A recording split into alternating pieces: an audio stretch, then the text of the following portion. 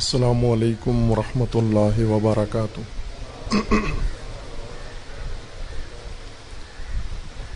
اعوذ باللہ من الشیطان الرجیم، بسم اللہ الرحمن الرحیم۔ الحمد للہ والصلاۃ والسلام علی رسول اللہ وآلہ آل اللہ واللعنۃ الدائمۃ علی اعدائہم اعداء اللہ من یوم عداوتہم الی یوم لقاء اللہ۔ اما بعد، فقال الامام حسین بن علی علیہم السلام: یا اخی قد خفت ان یغتالنی یزید بن معاویہ فی الحرم فاکون الذی یستباح بہ حرمۃ ھذا البیت۔ صلوات پڑھیے محمد و آل محمد۔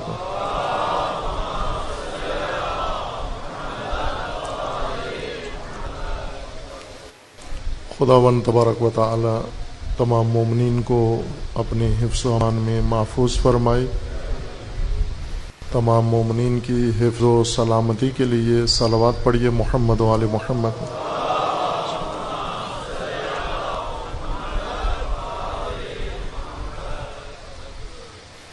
سید الشہداء حضرت امام حسین علیہ الصلاۃ والسلام کے قیام مقدس میں امام علیہ السلام نے زیادہ وقت اس مزاحمت کا اور قیام و خروج کا اور اس مبارزہ و جہاد کا مکہ میں بسر کیا۔ 28 رجب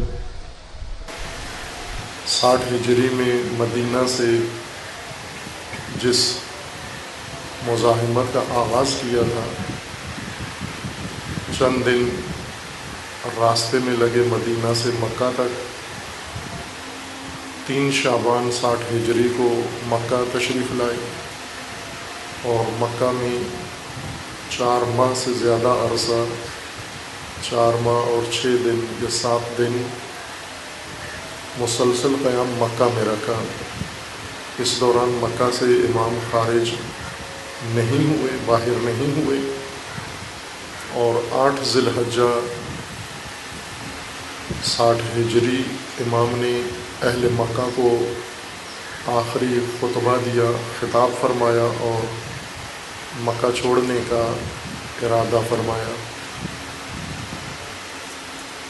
یہ خطبہ جب امام نے بیان فرمایا اور اہل مکہ، زائرین بیت اللہ اور مقیم بیت اللہ نے سنا، اور سننے کے بعد اپنے اپنے معمولات میں مصروف ہوئے، مشغول ہوئے۔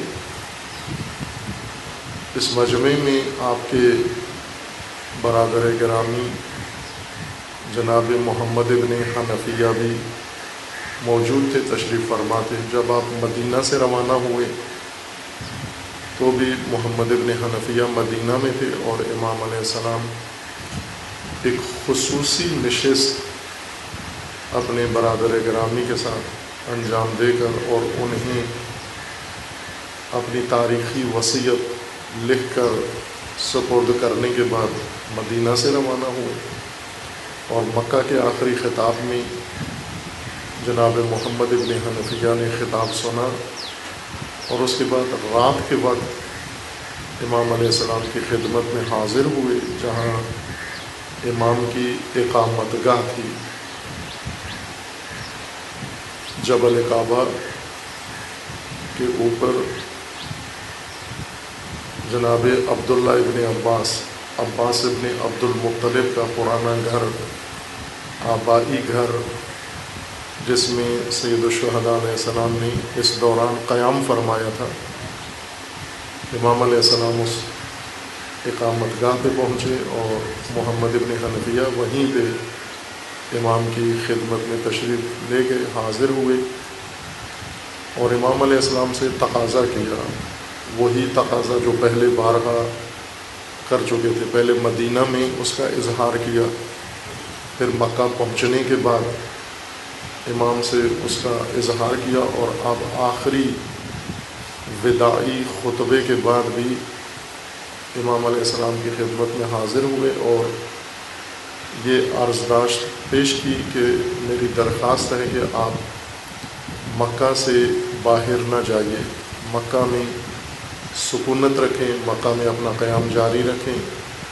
چونکہ مکہ میں آپ محفوظ ہیں، اور اگر مکہ کو اپنے لیے محفوظ نہیں سمجھتے اور ضروری ہے مکہ سے جانا، تو پھر آپ کوفہ مت جائیے، کوفہ کا ارادہ ترک کر دیں. اگر مکہ سے جانا ضروری ہے اور کوفہ جانا مصلحت نہیں ہے تو آپ یمن، کوفہ کے بجائے یمن کا رخ کریں. اور اگر یمن کو بھی اپنے لیے محفوظ ٹھکانہ نہیں سمجھتے، پناہ گاہ نہیں سمجھتے، تو مکہ اور یمن کے درمیان صحرا ہیں، ان کے اندر آپ یہ وقت بسر کریں جب تک حالات بہتر نہیں ہو جاتے. اصرار کے ساتھ جس طرح ایک بھائی دوسرے بھائی کے لیے اظہار ہمدردی، خیرخواہی، درد مندی اور احساس کا اظہار کرتا ہے، انہی احساسات کے ساتھ جناب محمد ابن حنفیہ نے سید الشہداء کی خدمت میں یہ عرائض پیش کی اور یہ درخواست کی. امام علیہ السلام نے اپنے چھوٹے بھائی کے احترام میں یہ نہیں کہا کہ آپ نادرست کہہ رہے ہیں، یہ فرمایا کہ میں غور کروں گا، فکر کروں گا، نظر ثانی کروں گا، سوچوں گا. یہ سن کر محمد ابن حنفیہ کی تسلی ہوئی، مطمئن ہوئے کہ میری نصیحت اور میری بات کو سید الشہداء نے سنجیدہ لیا ہے. مطمئن ہو کر یہ اپنی اقامت گاہ پہ واپس آ گئے جو علیحدہ تھی، امام حسین علیہ السلام کے ہمراہ نہیں تھے. امام علیہ السلام نے اسی شب کی سحر میں اپنا کاروان تشکیل دیا، قافلہ تشکیل دیا، اور کوفہ کی نیت سے قافلے کو سحر کے وقت تیار کر کے مکہ سے خروج کا ارادہ کیا. جب طلوع فجر اور سحر کے ہنگام امام علیہ السلام نے کاروان تیار کیا، خود ایک ناقہ پر سوار ہوئے، اونٹنی پر سوار ہوئے، اور اہل بیت کو اپنے اپنے محملوں میں سوار کر کے اور زاد و راحلہ کو بھی تیار کیا اور انہیں بھی سواریوں کے اوپر باندھا. قصد خروج تھا. نکلتے ہوئے جناب محمد ابن حنفیہ کو خبر ملی کہ سید الشہداء مکہ چھوڑ کر جا رہے ہیں. تیزی سے، جلدی سے اپنے آپ کو سید الشہداء کے پاس پہنچایا اور آ کر زمام ناکہ تھام لی، اس اونٹنی کی مہار پکڑ لی جس پر سید الشہداء تشریف فرما تھے، اور پکڑ کر عرض کرنے لگے کہ بھیا، رات کو میں نے آپ کی خدمت میں جو درخواست پیش کی تھی اور آپ نے وعدہ کیا تھا، میں اس پر غور کروں گا، نظر ثانی کروں گا، سوچوں گا اس کے متعلق، اور اب آپ روانہ ہو رہے ہیں، میری بات پہ غور نہیں کیا، سوچا نہیں آپ نے. امام علیہ السلام نے جواب میں فرمایا کہ ایسا ہی ہے، آپ کے جانے کے بعد میں آپ کی بات پر غور نہیں کر سکا، سوچ نہیں سکا اور نہیں سوچا. چونکہ آپ کے جانے کے بعد مجھے زیارت رسول اللہ صلی اللہ علیہ وآلہ وسلم نصیب ہوئی،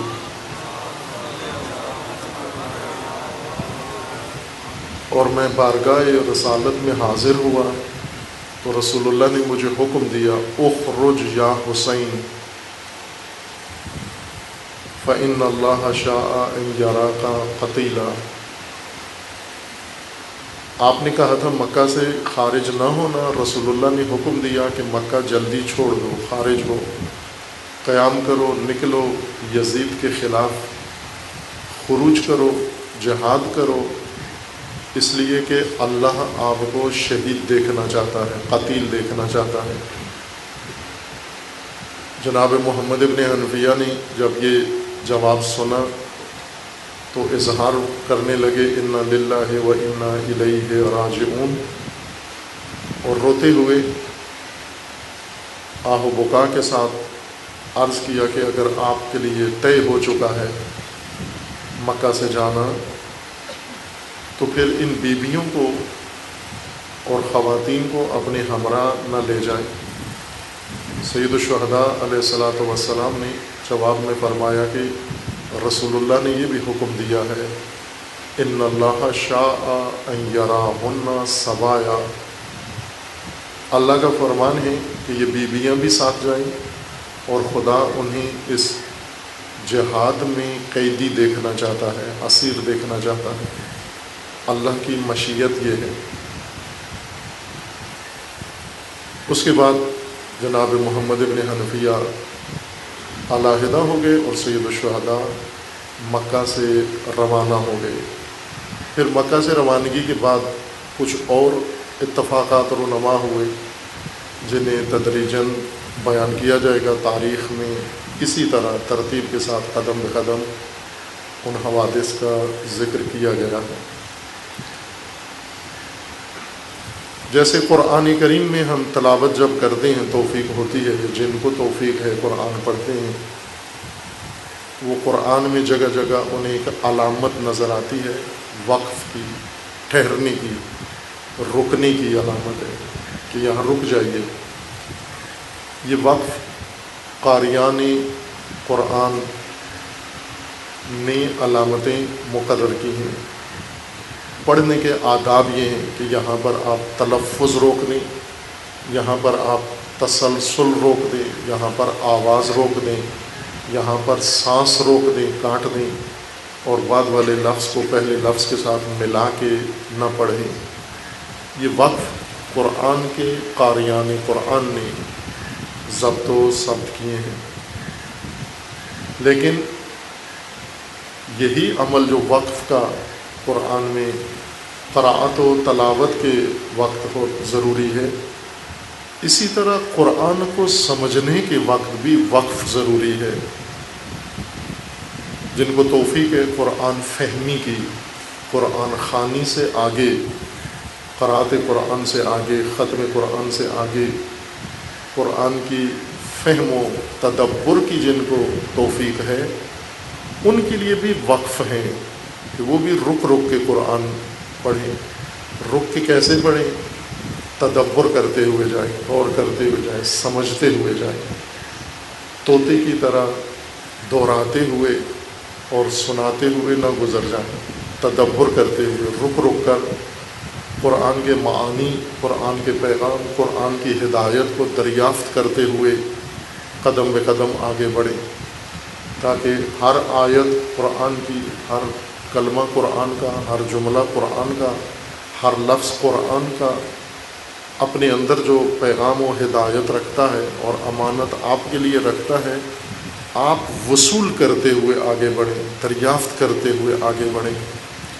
ایسے نہ جائیں جہاں آپ کا اللہ نے نصیب رکھا ہے، جس طرح دنیا میں اللہ نے نصیب رکھا ہے، قرآن میں بھی ہے کہ دنیا سے اپنا نصیب دریافت کر کے جاؤ، وصول کر کے جاؤ۔ اسی طرح قرآن نے جو نصیب اللہ نے آپ کا رکھا ہے اور رکھا ہوا ہے، ہر ایک کا نصیب قرآن میں ہے، وہ اپنا نصیب، وہ اپنا حصہ وہ قرآن سے دریافت کر کے جاؤ، وصول کر کے جاؤ، آگے ترک کر کے نہ جاؤ۔ آپ مجلس میں آتے ہیں، مجلس سنتے ہیں، پھر اس کے بعد بانیان مجالس مومنین کے لیے نظر و نیاز کا اہتمام کرتے ہیں، لنگر کا اہتمام کرتے ہیں، اور ہر شریک اعضاء و مجلس کے لیے اس میں ایک نصیب مقرر ہوتا ہے، اور ہم باقاعدہ انتظار کرتے ہیں، ہاتھ بڑھاتے ہیں، کوشش کرتے ہیں کہ تبرک میں جو ہمارا نصیب ہے ہم لے کے جائیں اور لے کے جایا کریں۔ اسی طرح قرآن سے اپنا نصیب دریافت کریں، وصول کریں۔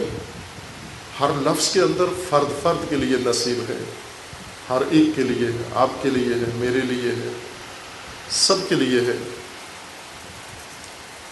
کربلا قیام سید الشہداء قرآن کی عملی تفسیر ہے، قرآن کی عملی تفسیر ہے۔ جو کچھ سید الشہداء علیہ الصلوۃ والسلام نے انجام دیا، ہر قدم کے لیے قرآن کا ایک حکم، قرآن کی آیت، قرآن کا دستور اور اللہ کا فرمان موجود ہے۔ جس طرح محمد ابن حنفیہ کو جواب دیا کہ بھیا آپ نے خیر خواہی، ہمدردی، برادری، اخوت کی وجہ سے مجھے نصیحت کی، چونکہ آپ کو لگ رہا تھا میں خطرات کی طرف جا رہا ہوں، میری زندگی کو، میرے خاندان کو خطرہ درپیش ہے، اور ایک برادرانہ خیر خواہی کے انداز میں آپ نے اس خطرے سے بچانے کے لیے مجھے نصیحت کی ہے۔ اسی طرح رسول اللہ تشریف لائے اور انہوں نے مجھے حکم دیا کہ آپ نے خروج کرنا ہے، اور خروج بھی اللہ چاہتا ہے کہ آپ خروج کریں۔ پس سید الشہداء علیہ السلام نے مکہ چھوڑا، اللہ کے حکم سے مکہ چھوڑا ہے، مکہ میں قیام کیا، اللہ کے حکم سے قیام کیا ہے، اور مدینہ سے نکلے، اللہ کے فرمان سے یہ قیام کیا ہے۔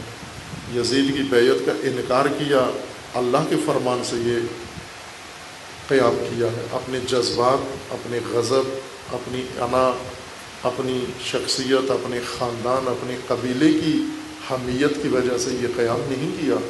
اللہ چاہتا ہے یہ قیام ہو، یہ مزاحمت ہو، یہ جہاد ہو، یہ خروج و قیام انجام پائے۔ اور اگر ہم قرآن پڑھیں اور تدبر کرتے ہوئے جائیں، رک رک کے قرآن پڑھتے ہوئے جائیں، تو ہمیں ہر آیت قرآن کی کربلا پر منطبق نظر آتی ہے، قرآن تطبیق ہوتا ہوا نظر آتا ہے، اور عملاً نظر آتا ہے قرآن کربلا کے اندر۔ اگر ہم قرآن کو صحیح طریقے سے، درست طریقے سے اس کے حق ادا کر کے ہم سمجھتے جائیں۔ فرمایا کہ رسول اللہ کا فرمان ہے کہ اے حسین آپ خروج کریں، خروج۔ یہ پوری روایت میں آپ کی خدمت میں سید الشہداء علیہ السلام کے الفاظ میں ادا کر دیتا ہوں۔ جب جناب محمد ابن حنفیہ نے مشورہ دیا، رائے دی، تو فرمایا یا اخی قد خفت ان یغتالنی یزید ابن معاویہ فی الحرم۔ اے بھیا، یہ جو آپ کا کہنا ہے کہ حرم میں رہوں، کعبہ میں رہوں، اور مکہ میں میں زیادہ محفوظ ہوں اور مجھے کوئی خطرہ نہیں ہے، خطرے سے محفوظ ہوں، تو آپ سنیے کہ حرم میں میں محفوظ نہیں ہوں، حرم میں خطرہ ہے مجھے، اور شدید خطرہ ہے۔ وہ خطرہ کوفہ جانے میں اتنا نہیں ہے جتنا حرم میں زیادہ خطرہ ہے، اور اسی خطر کی پیش نظر میں حرم کو جلد از جلد چھوڑنا چاہتا ہوں، اب ترک کرنا چاہتا ہوں۔ جس مقصد کے لیے حرم میں رکا تھا وہ مقصد انجام پا چکا ہے، اور اب مجھے حرم یقیناً ترک کرنا ہے۔ اور وہ خطر کیا ہے؟ بتا دیا، فرما دیا۔ وہ خطر ہے اغتیال یزید کا، ان یغتالنی یزید ابن معاویہ، معاویہ کا یہ بیٹا نابکار یزید، یہ مجھے حرم میں، کعبہ میں، مکہ میں اغتیال کرے گا، اور میں اغتیال کو اپنے لیے شایع نشان نہیں سمجھتا، خطر اغتیال نہیں لے سکتا، یہ قبول نہیں کر سکتا۔ آپ جس خطرے سے مجھے بچانا چاہتے ہو وہ خطرہ میرے لیے آسان ہے، وہ شہادت کا ہے، وہ قتل کا ہے، وہ اسارت کا ہے۔ یہ خطرہ میرے لیے آسان ہے مول لینا، لیکن اغتیال کا خطرہ نہیں لے سکتا، مول نہیں لے سکتا۔ سید الشہداء علیہ السلام کے فرامین میں سے یہ دلیل ہے، استدلال ہے اپنے بھائی کے سامنے۔ اور پھر فرمایا کہ دوسری وجہ یہ ہے، ایک خطرہ مجھے ہے اغتیال یزید کا، اور ایک خطرہ حرم کو ہے، کعبہ کو ہے، اور وہ یہ کہ اگر یزید نے اغتیال کر لیا میرا یہاں پر حرم کی سرزمین پر، تو حرم کی حرمت پائمال ہو جائے گی، حرم کی بے حرمتی ہو جائے گی۔ بس حرم بھی خطرے میں ہے، میں بھی خطرے میں ہوں حرم میں، میں حرم کو بھی بچانا چاہتا ہوں اور خود بھی اس خطرے سے باہر جانا چاہتا ہوں۔ اور یہ فرما کر سید الشہداء نے اپنے بھائی کو قانع کر دیا۔ انہوں نے یہ کہا کہ اگر آپ یمن چلے جائیں یا کہیں اور چلے جائیں. امام نے فرمایا میں سوچوں گا. جب انہیں یمن کا مشورہ دیا گیا فرمایا فقال علیہ السلام انظر فیما قلت، اے بھیا جو کچھ آپ کہہ رہے ہو کہ حرم سے اگر جانا ضروری ٹھہرا ہے تو کوفہ نہ جائیں، یمن چلے جائیں، میں سوچوں گا اس کے متعلق. یہ کہہ کر جناب محمد ابن حنفیہ رخصت ہو گئے اور امام علیہ السلام نے سحر کے وقت خروج کیا، نکلنا چاہا.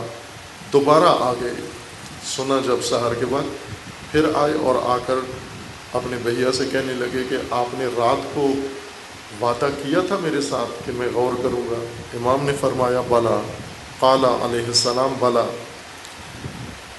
جناب محمد ابن حنفیہ فرماتے ہیں، عرض کرتے ہیں کہ پھر کیا وجہ بنی، یہ وعدہ کر کے پھر آپ نے غور نہیں کیا، کس چیز نے حرم چھوڑنے پر اکسایا؟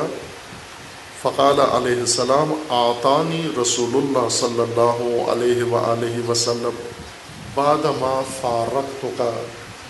اے بھیا جب آپ سے جدا ہوا اور آپ چلے گئے، آپ کے جانے کے بعد رسول اللہ کی زیارت نصیب ہوئی. فقال یا حسین اخرج. رسول اللہ نے فرمایا اے حسین مکہ سے خروج کریں، نکلیں، قیام کریں. فإن اللہ شاء ان یراک قتیلا. اللہ کی مشیت و ارادہ یہ ہے کہ آپ شہید ہوں. جناب محمد ابن حنفیہ نے انا للہ و انا الیہ راجعون پڑھا اور پھر عرض کرنے لگے کہ ان خواتین کو تو ساتھ لے کے نہ جائیں. اگر آپ کے لیے طے ہو گیا ہے، مقرر ہو گیا ہے، خواتین کو چھوڑ جائیں. امام علیہ السلام نے فرمایا قد قال لی. رسول اللہ نے یہ بھی فرمایا ہے ان اللہ قد شاء ان یراہن سبایا. رسول اللہ نے یہ بھی فرمایا کہ یہ بیویاں قیدی ہوں، اس قیام کے اندر ساتھ رہیں، ان کے بغیر یہ قیام یہ نامکمل ہے. یہاں رکنے کی ضرورت ہے، فوراً آگے نہ بڑھیں، تیزی سے نہ جائیں. سید الشہداء کے قیام میں مرحلہ وار رک رک کے غور کرتے جائیں، تدبر کریں، تشیع غور کریں تاکہ انہیں سمجھ میں آ جائے کہ یہ جو ہم سید الشہداء کی یاد میں، سید الشہداء کے غم میں، سید الشہداء کے سوگ میں جو کچھ کر رہے ہیں یہ عمل کیا ہے. اپنی عمل کو سمجھیں کہ کیا ہے. عزاداری، سوگواری اور یہ مجالس، یہ سینہ کوبی، یہ نوحہ خوانی، یہ مرثیہ گوئی، یہ آہ و بکا، یہ گریہ و نالہ، یہ سب کیا ہے؟ یہ عزا. یہ اس صورت میں ہمیں معلوم ہوگا کہ جب ہم خود قیام سید الشہداء کو سمجھ جائیں کیا ہے. اور سید الشہداء کا قیام بھی سید الشہداء کے اپنے خطبات مبارک سے، آپ کے اپنے فرمودات سے اور فرامین سے سمجھیں.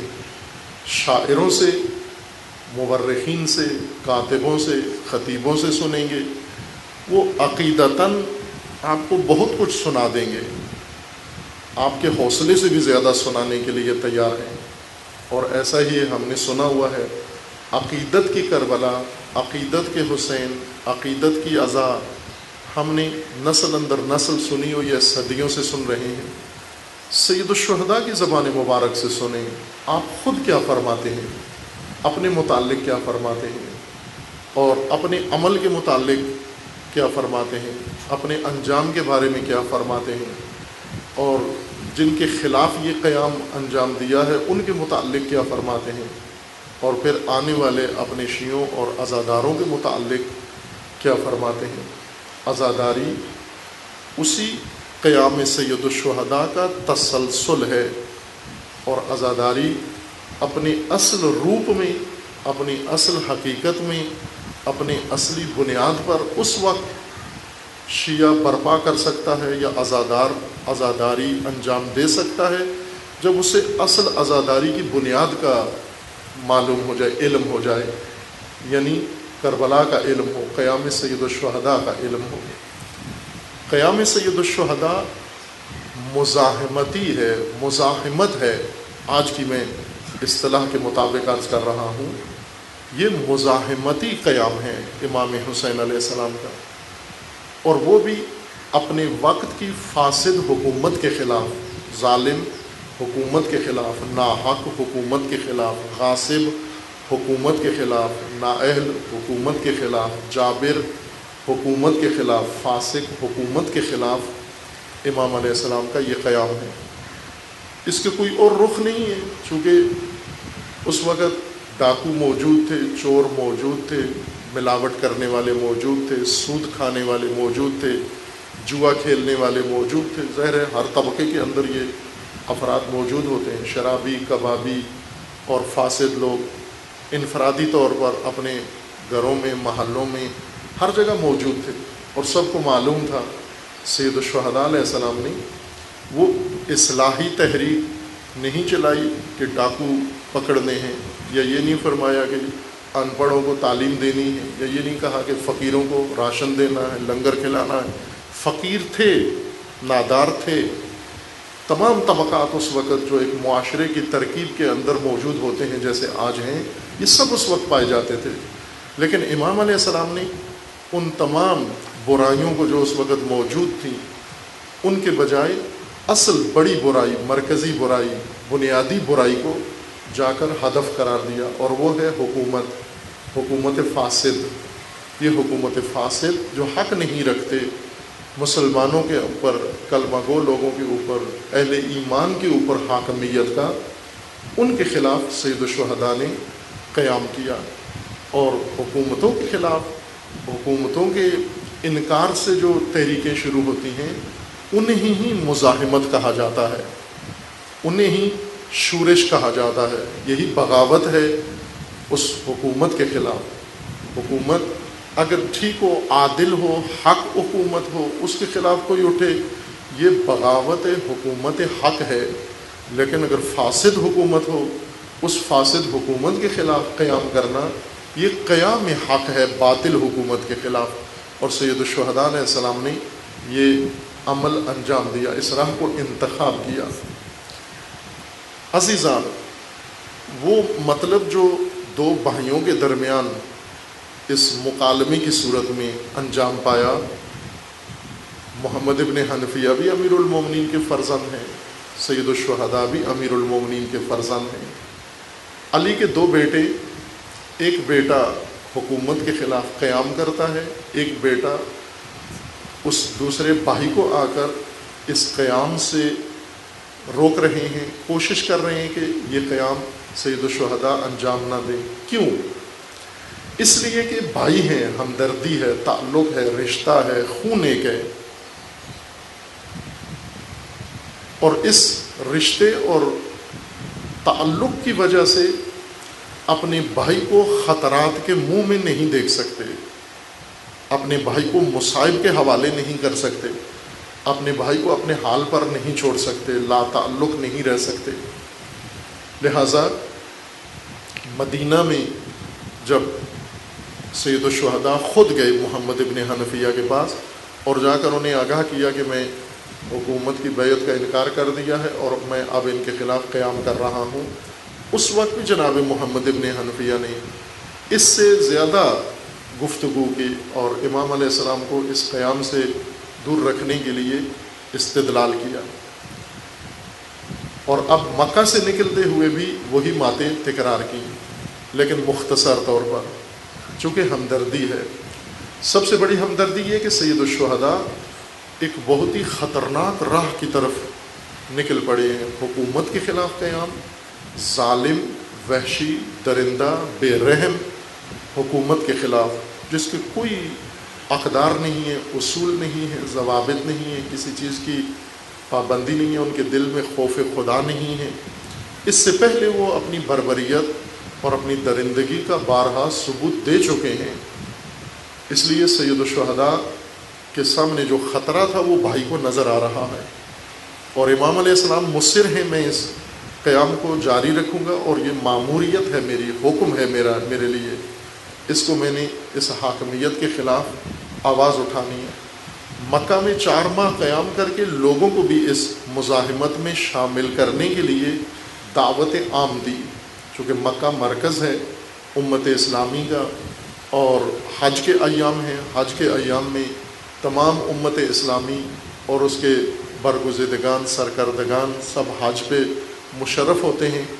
حج کے اندر سید الشہداء نے عمدن روزے شروع حج تک قیام جاری رکھا اپنا مکہ کے اندر، چونکہ مقصد یہ تھا کہ حج میں آئے ہوئے اور مکہ کے اندر مقیم تمام مومنین، مسلمین، اہل قبلہ اور کلمہ گو، ان سب کو آگاہ کروں، چند چیزوں سے آگاہ کروں۔ تین مہم محور، تین موضوع اصلی سید الشہداء کی دعوت مکہ میں ہے۔ ایک موضوع فساد حکومت، ظلم و عدم جواز حکومت ہے۔ دوسرا اپنی مخالفت کے مقاصد، اپنے قیام کے مقاصد کہ میں کن مقاصد کے لیے قیام کر رہا ہوں۔ اور تیسرا امت کے فریضے، امت کی ذمہ داریاں، امت کے فرائض، کہ آپ کی اس وقت جب حکومتیں اس طرح کی ہوں، اذ قد بلیت الامت براء مثل یزید فعلی الاسلام السلام، جب کوئی بھی قوم یزید جیسی حکومت و حکمرانی میں مبتلا ہو جائے، اس وقت اسلام کی فاتحہ پڑھ دو، اس وقت اسلام ختم ہو جائے گا، نابود ہو جائے گا۔ یہاں پر امت کا فریضہ کیا ہے؟ امت کا فریضہ بتایا کہ من رعا سلطانا جائرا مستحلا لحرم اللہ، کہ جو شخص بھی اپنے عہد میں سلطان، سلطنت، حکومت کو دیکھے، حکام کو دیکھے، حکمرانوں کو دیکھے جو حرام خدا کو حلال قرار دے رہے ہیں، جو حدود خدا کو پائمال کر رہے ہیں، جو بندگان خدا پہ ظلم ڈھا رہے ہیں، اور یہ افراد ان سلاطین کے خلاف قیام نہ کریں، تو خدا کو یہ حق پہنچتا ہے کہ ان خاموش تماشائیوں کو یہ انہی ظالمین کے ساتھ محشور کرے۔ امام علیہ السلام نے واضح طور پر امت کو بتایا کہ یزید اگر حاکم ہو اور آپ یزید کے زمانے میں رہ رہے ہوں، زندگی بسر کر رہے ہوں، اور آپ یزید کے اس بات پر معترض نہ ہوں، مزاحمت نہ کریں، اعتراض نہ کریں، اور اس کے خلاف قیام نہ کریں، خروج نہ کریں، اور اس حکومت کو سرنگون نہ کریں، تو پھر اللہ کو یہ حق ہے کہ وہ تمہیں یزید کے ساتھ محشور کرے، نہ تمہیں رسول اللہ کے ساتھ، یا تمہیں بہشت میں لے جائے، یا تمہیں نجات یافتہ لوگوں کے ساتھ محشور کرے۔ پھر خدا کا قانون ہے کہ تمہیں یزید کے ساتھ محشور کرے گا۔ سید الشہداء نے وضاحت کے ساتھ اپنے مقاصد بیان فرمائے، میں چاہتا کیا ہوں، اور یہ بتایا یہ حکومت کیا ہے، اور یہ بتایا کہ امت کا اس وقت فریضہ کیا بنتا ہے۔ 4 مہینے اور 6 یا 7 دن امام علیہ السلام نے مکہ کے اندر یہ دعوت، یہ تبلیغ و یہ بیداری انجام دی۔ اب خروج کا وقت آ گیا ہے، حج کا زمانہ شروع ہو گیا ہے۔ حج سے پہلے کی جو فرصت تھی، موقع تھا، فراغت تھی، وہ ختم ہو گئی۔ اب اصل وہ دن شروع ہو رہا ہے کہ جب تمام مسلمین مواقف اور مشاعر کی طرف روانہ ہوں گے اور عرفہ و منا کے اعمال انجام دیں گے۔ سید الشہداء نے مکہ کو ترک کر دیا، چونکہ جو کچھ مکہ میں انجام دینا تھا وہ پورا ہو گیا، وہ ہدف حاصل ہو گیا، سید الشہداء کا ہدف حاصل ہو گیا۔ امت کا ہدف ابھی باقی ہے۔ سید الشہداء نے حق ادا کیا دعوت کا، تبلیغ کا، اور امت نے مکمل طور پر، جس طرح سید الشہداء نے ایک لفظ ایسا نہیں چھوڑا جو نہ بیان کیا ہو، ایک نقطہ ایسا نہیں چھوڑا جو نہ پیش کیا ہو، اور امت نے بھی اپنا پورا حق ادا کیا، ڈٹھائی کا حق ادا کیا اور لا تعلقی کا حق ادا کیا۔ ایک فرد بھی اس امت میں سے، ایک فرد بھی جو مکہ میں رہتے تھے، جو مکہ میں باہر سے آئے تھے، جو مکہ میں حج کے لیے آئے تھے، جو مکہ میں کسی اور غرض سے آئے تھے، ان میں سے ایک فرد نے بھی سید الشہداء کی کسی بات پہ دھیان نہیں دیا، توجہ نہیں دی، اور ساتھ جانے کے لیے تیار نہیں ہوا۔ ابن عاصم کوفی، جس نے ایک بہت ہی معتبر تاریخ لکھی ہے اسلام کی اور کربلا کی، اس میں گنے ہیں افراد، کتنے افراد تھے مکہ سے نکلتے ہوئے سید الشہداء کے ہمراہ، سب ملا کر، عورتیں، بچے اور دیگر جو عملہ تھا وہ سب ملا کر 82 افراد تھے۔ سید الشہداء جب مکہ سے نکلے تو 82 افراد کا کاروان تھا، اور اس میں کوئی اہل مکہ شامل نہیں ہوا۔ کیوں نہیں ہوا؟ چونکہ جو حج کے لیے آئے تھے یہ عبادت کرنے آئے تھے، اور سید الشہداء مکہ میں سیاست کر رہے تھے۔ حکومت کے خلاف بولنا سیاست ہے، حکومت وقت کے خلاف بات کرنا سیاست ہے، اور کعبہ عبادت کی جگہ ہے۔ کعبہ میں امت عبادت کے لیے آئی ہے، شوق عبادت میں آئی ہے، عشق عبادت میں آئی ہے۔ اللہ کے بندے اللہ کی بارگاہ میں اللہ تک پہنچنے آئے ہیں۔ سید الشہداء یہاں آ کر خود بھی اس عبادت سے کنارہ کش ہو رہے ہیں، شامل نہیں ہو رہے ہیں ان کے ساتھ حج جیسی عبادت کے اندر، اور حج کے جو دیگر مراحل ہیں ان میں امت کے ہمراہ نہیں ہیں، اور ایک ہی بات دہرائے جا رہے ہیں، حکومت فاسد ہے، یزید فاسق ہے، یہ ظالم ہیں، یہ ستمگر ہیں، یہ غاصب ہیں، یہ حق خدا پائمال کر رہے ہیں، حد خدا پائمال کر رہے ہیں۔ اور جب اس طرح کے حکام و حکمران قائم ہو جائیں وہاں امت کا فریضہ قیام حکومتوں کے خلاف ہے۔ لیکن امت جو نیت گر سے کر کے آئی ہیں، جو ان کے علاقائی علماء نے انہیں دین سمجھایا ہے، ان کے مقامی ائمہ نے انہیں جو کچھ عبادت سمجھائی ہے، اس کو ذہن میں بٹھا کر پابندی کے ساتھ سید الشہداء کی زیارت سے متبرک ہوتے ہیں، آپ کی مجالس میں شرکت کرتے ہیں اور آپ کے خطبے بھی سنتے ہیں، لیکن سید الشہداء کے ساتھ ایک قدم جانے کے لیے تیار نہیں ہیں اور نہیں گئے۔ امت ساری احرام باندھے اور حج کے لیے روانہ ہوئے 8 ذی الحجہ کو۔ امام نے اسی دن احرام کھولے اور قیام و مزاحمت کے لیے نکلے مکہ سے۔ پس دو بالکل علیحدہ راستے، دو بالکل متضاد راستے، ایک امت نے اختیار کیا، ایک امام امت نے اختیار کیا۔ امت کا راستہ علیحدہ تھا، وہ بظاہر خالص دینی کام، عبادی کام کرنے جا رہے ہیں، اور سید الشہداء سیاسی فعالیت کرنے جا رہے ہیں۔ ہر ایک کے پاس دلائل بھی، اپنے کام کی توجیہ بھی، جواز بھی موجود ہے۔ یہاں رکنے کا مقام ہے عزیزان، یہاں ٹھہرنے کا مقام ہے۔ امام حسین علیہ السلام نے 8 دن کربلا میں گزارے ہیں، ٹوٹل 8 دن۔ 2 محرم کربلا میں ورود ہوا، پہنچے، تشریف لے گئے، اور 10 محرم کو شہید ہو گئے۔ 8 دن، 23 یا 24 دن راستے میں رہے ہیں۔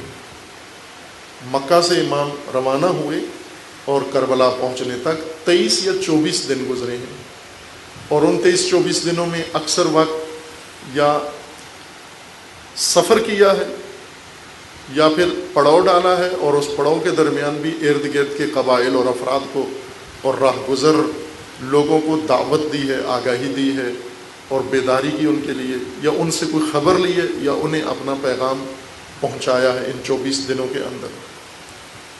8 دن قیام کربلا کا ہے، 4 ماہ اور 6-7 دن قیام مکہ کا ہے۔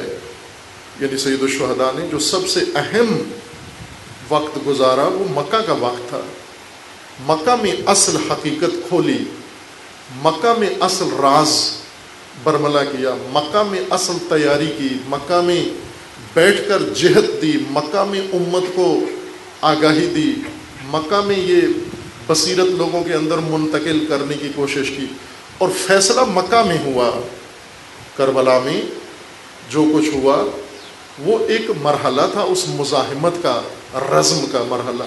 ہر مزاحمت جو ظالم جابر حکومت کے خلاف شروع ہوتی ہے، وہ آخر کار اگر دونوں فریق اپنے اپنے مسلک، اپنی نیت، اپنے ارادے پر قائم رہیں، حکمران ظلم پر ڈٹے رہیں، اور مزاحمت کرنے والے مزاحمت پر اگر ڈٹے رہیں، قائم رہیں، ان دو کے درمیان رزم و جنگ و پیکار و نبرد یقینی ہے، حتمی ہے، اس کو کوئی ٹال نہیں سکتا، کوئی تقدیر اس جنگ کو نہیں ٹال سکتی۔ تاریخ بشر اس بات کی گواہ ہے کہ جہاں پر بھی حکومتوں کے خلاف مزاحمتیں شروع ہوئی ہیں اور مزاحمتیں کرنے والے انقلابی اپنی انقلابیت پر قائم رہے اور حکومتیں اپنے ستم پر قائم رہیں، یہ چپکلش، یہ اختلاف، یہ آپس کی درگیری یہ یقیناً رزم پر اور پیکار و جنگ پر منتہی ہوئی.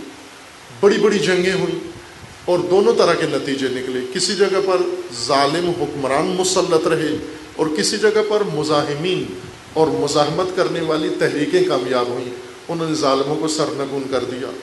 آپ یہاں سے پیچھے جائیں، اپنے عہد کے ان مزاحمت کی تحریکوں کو پڑھنا شروع کریں. آزادی پاکستان کی تحریک ہے، ایک مزاحمت تھی انگریز کے خلاف، اس منحوس سے نظام حکومت کے خلاف، استعماریت کے خلاف تحریک تھی. اور مزاحمت کرنے والوں نے ایک لمبی نہضت شروع کی، تحریک شروع کی. مسلمانوں نے اپنے طور پر شروع کی، ہندوؤں نے اپنے انداز سے شروع کی، اور آخر کار یہ مزاحمت کرنے والے کامیاب ہوئے. اور ظالم، ستمگر، غاصب، استعمارگر جنہوں نے آ کر اس سرزمین کو، اس قوم کو اپنا غلام بنایا ہوا تھا، وہ ان کی غلامی سے بظاہر آزاد ہوئے، ظاہراً آزاد ہوئے. اور بظاہر یہ تحریک مزاحمت اور یہ مزاحمت آزادی یہ کامیاب ہوئی. اسی طرح آپ کے معاصر زمانے میں دنیا میں یہ تحریکیں چلیں، افریقہ میں چلیں، ایشیا میں چلیں. آپ کے زمانے میں چائنا میں ایک مستبد اور ایک خرافاتی نظام قائم تھا جس کے خلاف مزاحمت شروع ہوئی اور کمیونسٹ تحریک چلی اور وہ کامیاب ہوئی، جو آج تک مسلط ہے چائنا کے اوپر ماؤ زے تونگ کی سربراہی میں. روس میں ایک ظالمانہ نظام قائم تھا اور اس کے خلاف ایک کمیونسٹ تحریک چلی لینن کی سربراہی میں، اور یہ مزاحمت کرنے والے کامیاب ہوئے اور حکمران زاری حکومت وہ سرنگون ہوئے. اور اس طرح ایک ایک کر کے آپ گنتے جائیں، تمام ممالک کے اندر یہ مثالیں موجود ہیں. پھر تاریخ میں آپ کو بہت ساری مثالیں ملیں گی. ان مزاحمت کی ساری تحریکوں کے اندر کربلا میں جو انقلاب ہوا، کربلا کی تحریک سید الشہداء علیہ السلام کا قیام، یہ مزاحمت کے باب سے ہے. ہم جس طرح سے اس کو عنوان دیتے ہیں وہ عناوین ایسے ہیں جن کے لیے کوئی دلیل موجود نہیں ہے، فقط تخیل، فقط شاعرانہ خطیبانہ احساسات ان نظریات کے بنیاد ہیں، ورنہ کوئی اور تاریخی سند، کوئی اور عقلی سند، کوئی اور عرفی سند، کوئی اور کسی حوالے سے سند یا گواہ موجود نہیں ہے. ہم چونکہ عقیدتی لوگ ہیں، مزاجی طور پر جذباتی لوگ ہیں، اور مذہبی طور پر عقیدت مند لوگ ہیں ہم لوگ. اور یہ دو چیزیں جس میں جمع ہو جائیں، جذبات، مزاج میں جذبات آ جائیں اور مذہب میں عقیدت و عقیدت مندی آ جائے، اس صورت میں انسان پھر تحقیق کم کرتا ہے، تاریخ کم پڑھتا ہے، جستجو کم کرتا ہے.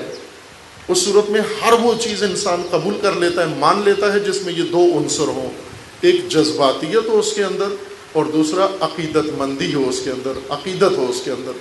وہ چیز انسان دلیل بھی نہیں مانگتا، بس کافی ہے، کہہ دیتے ہیں کافی ہے، پسند آتی ہے، دل پہ لگتی ہے وہ بات، لہٰذا انسان پیچھے اس کو سمجھنے کے لیے جاتا ہی نہیں ہے. عزیزان، عزاداری سید الشہداء علیہ السلام کے قیام کا تسلسل ہے. ائمہ اطہار کا فرمان ہے عزاداری. یہ عزاداری یعنی جو کچھ امام حسین علیہ السلام نے آغاز کیا تھا وہ تھمے نہیں، وہ رکے نہیں، اس میں وقفہ نہ آئے، اس میں ٹھہراؤ نہ آئے، اس میں رکاوٹ نہ آئے، وہ تاریخ کے کسی بھی جگہ پر جا کر متوقف نہ ہو جائے، کسی بھی سرزمین میں رک نہ جائے.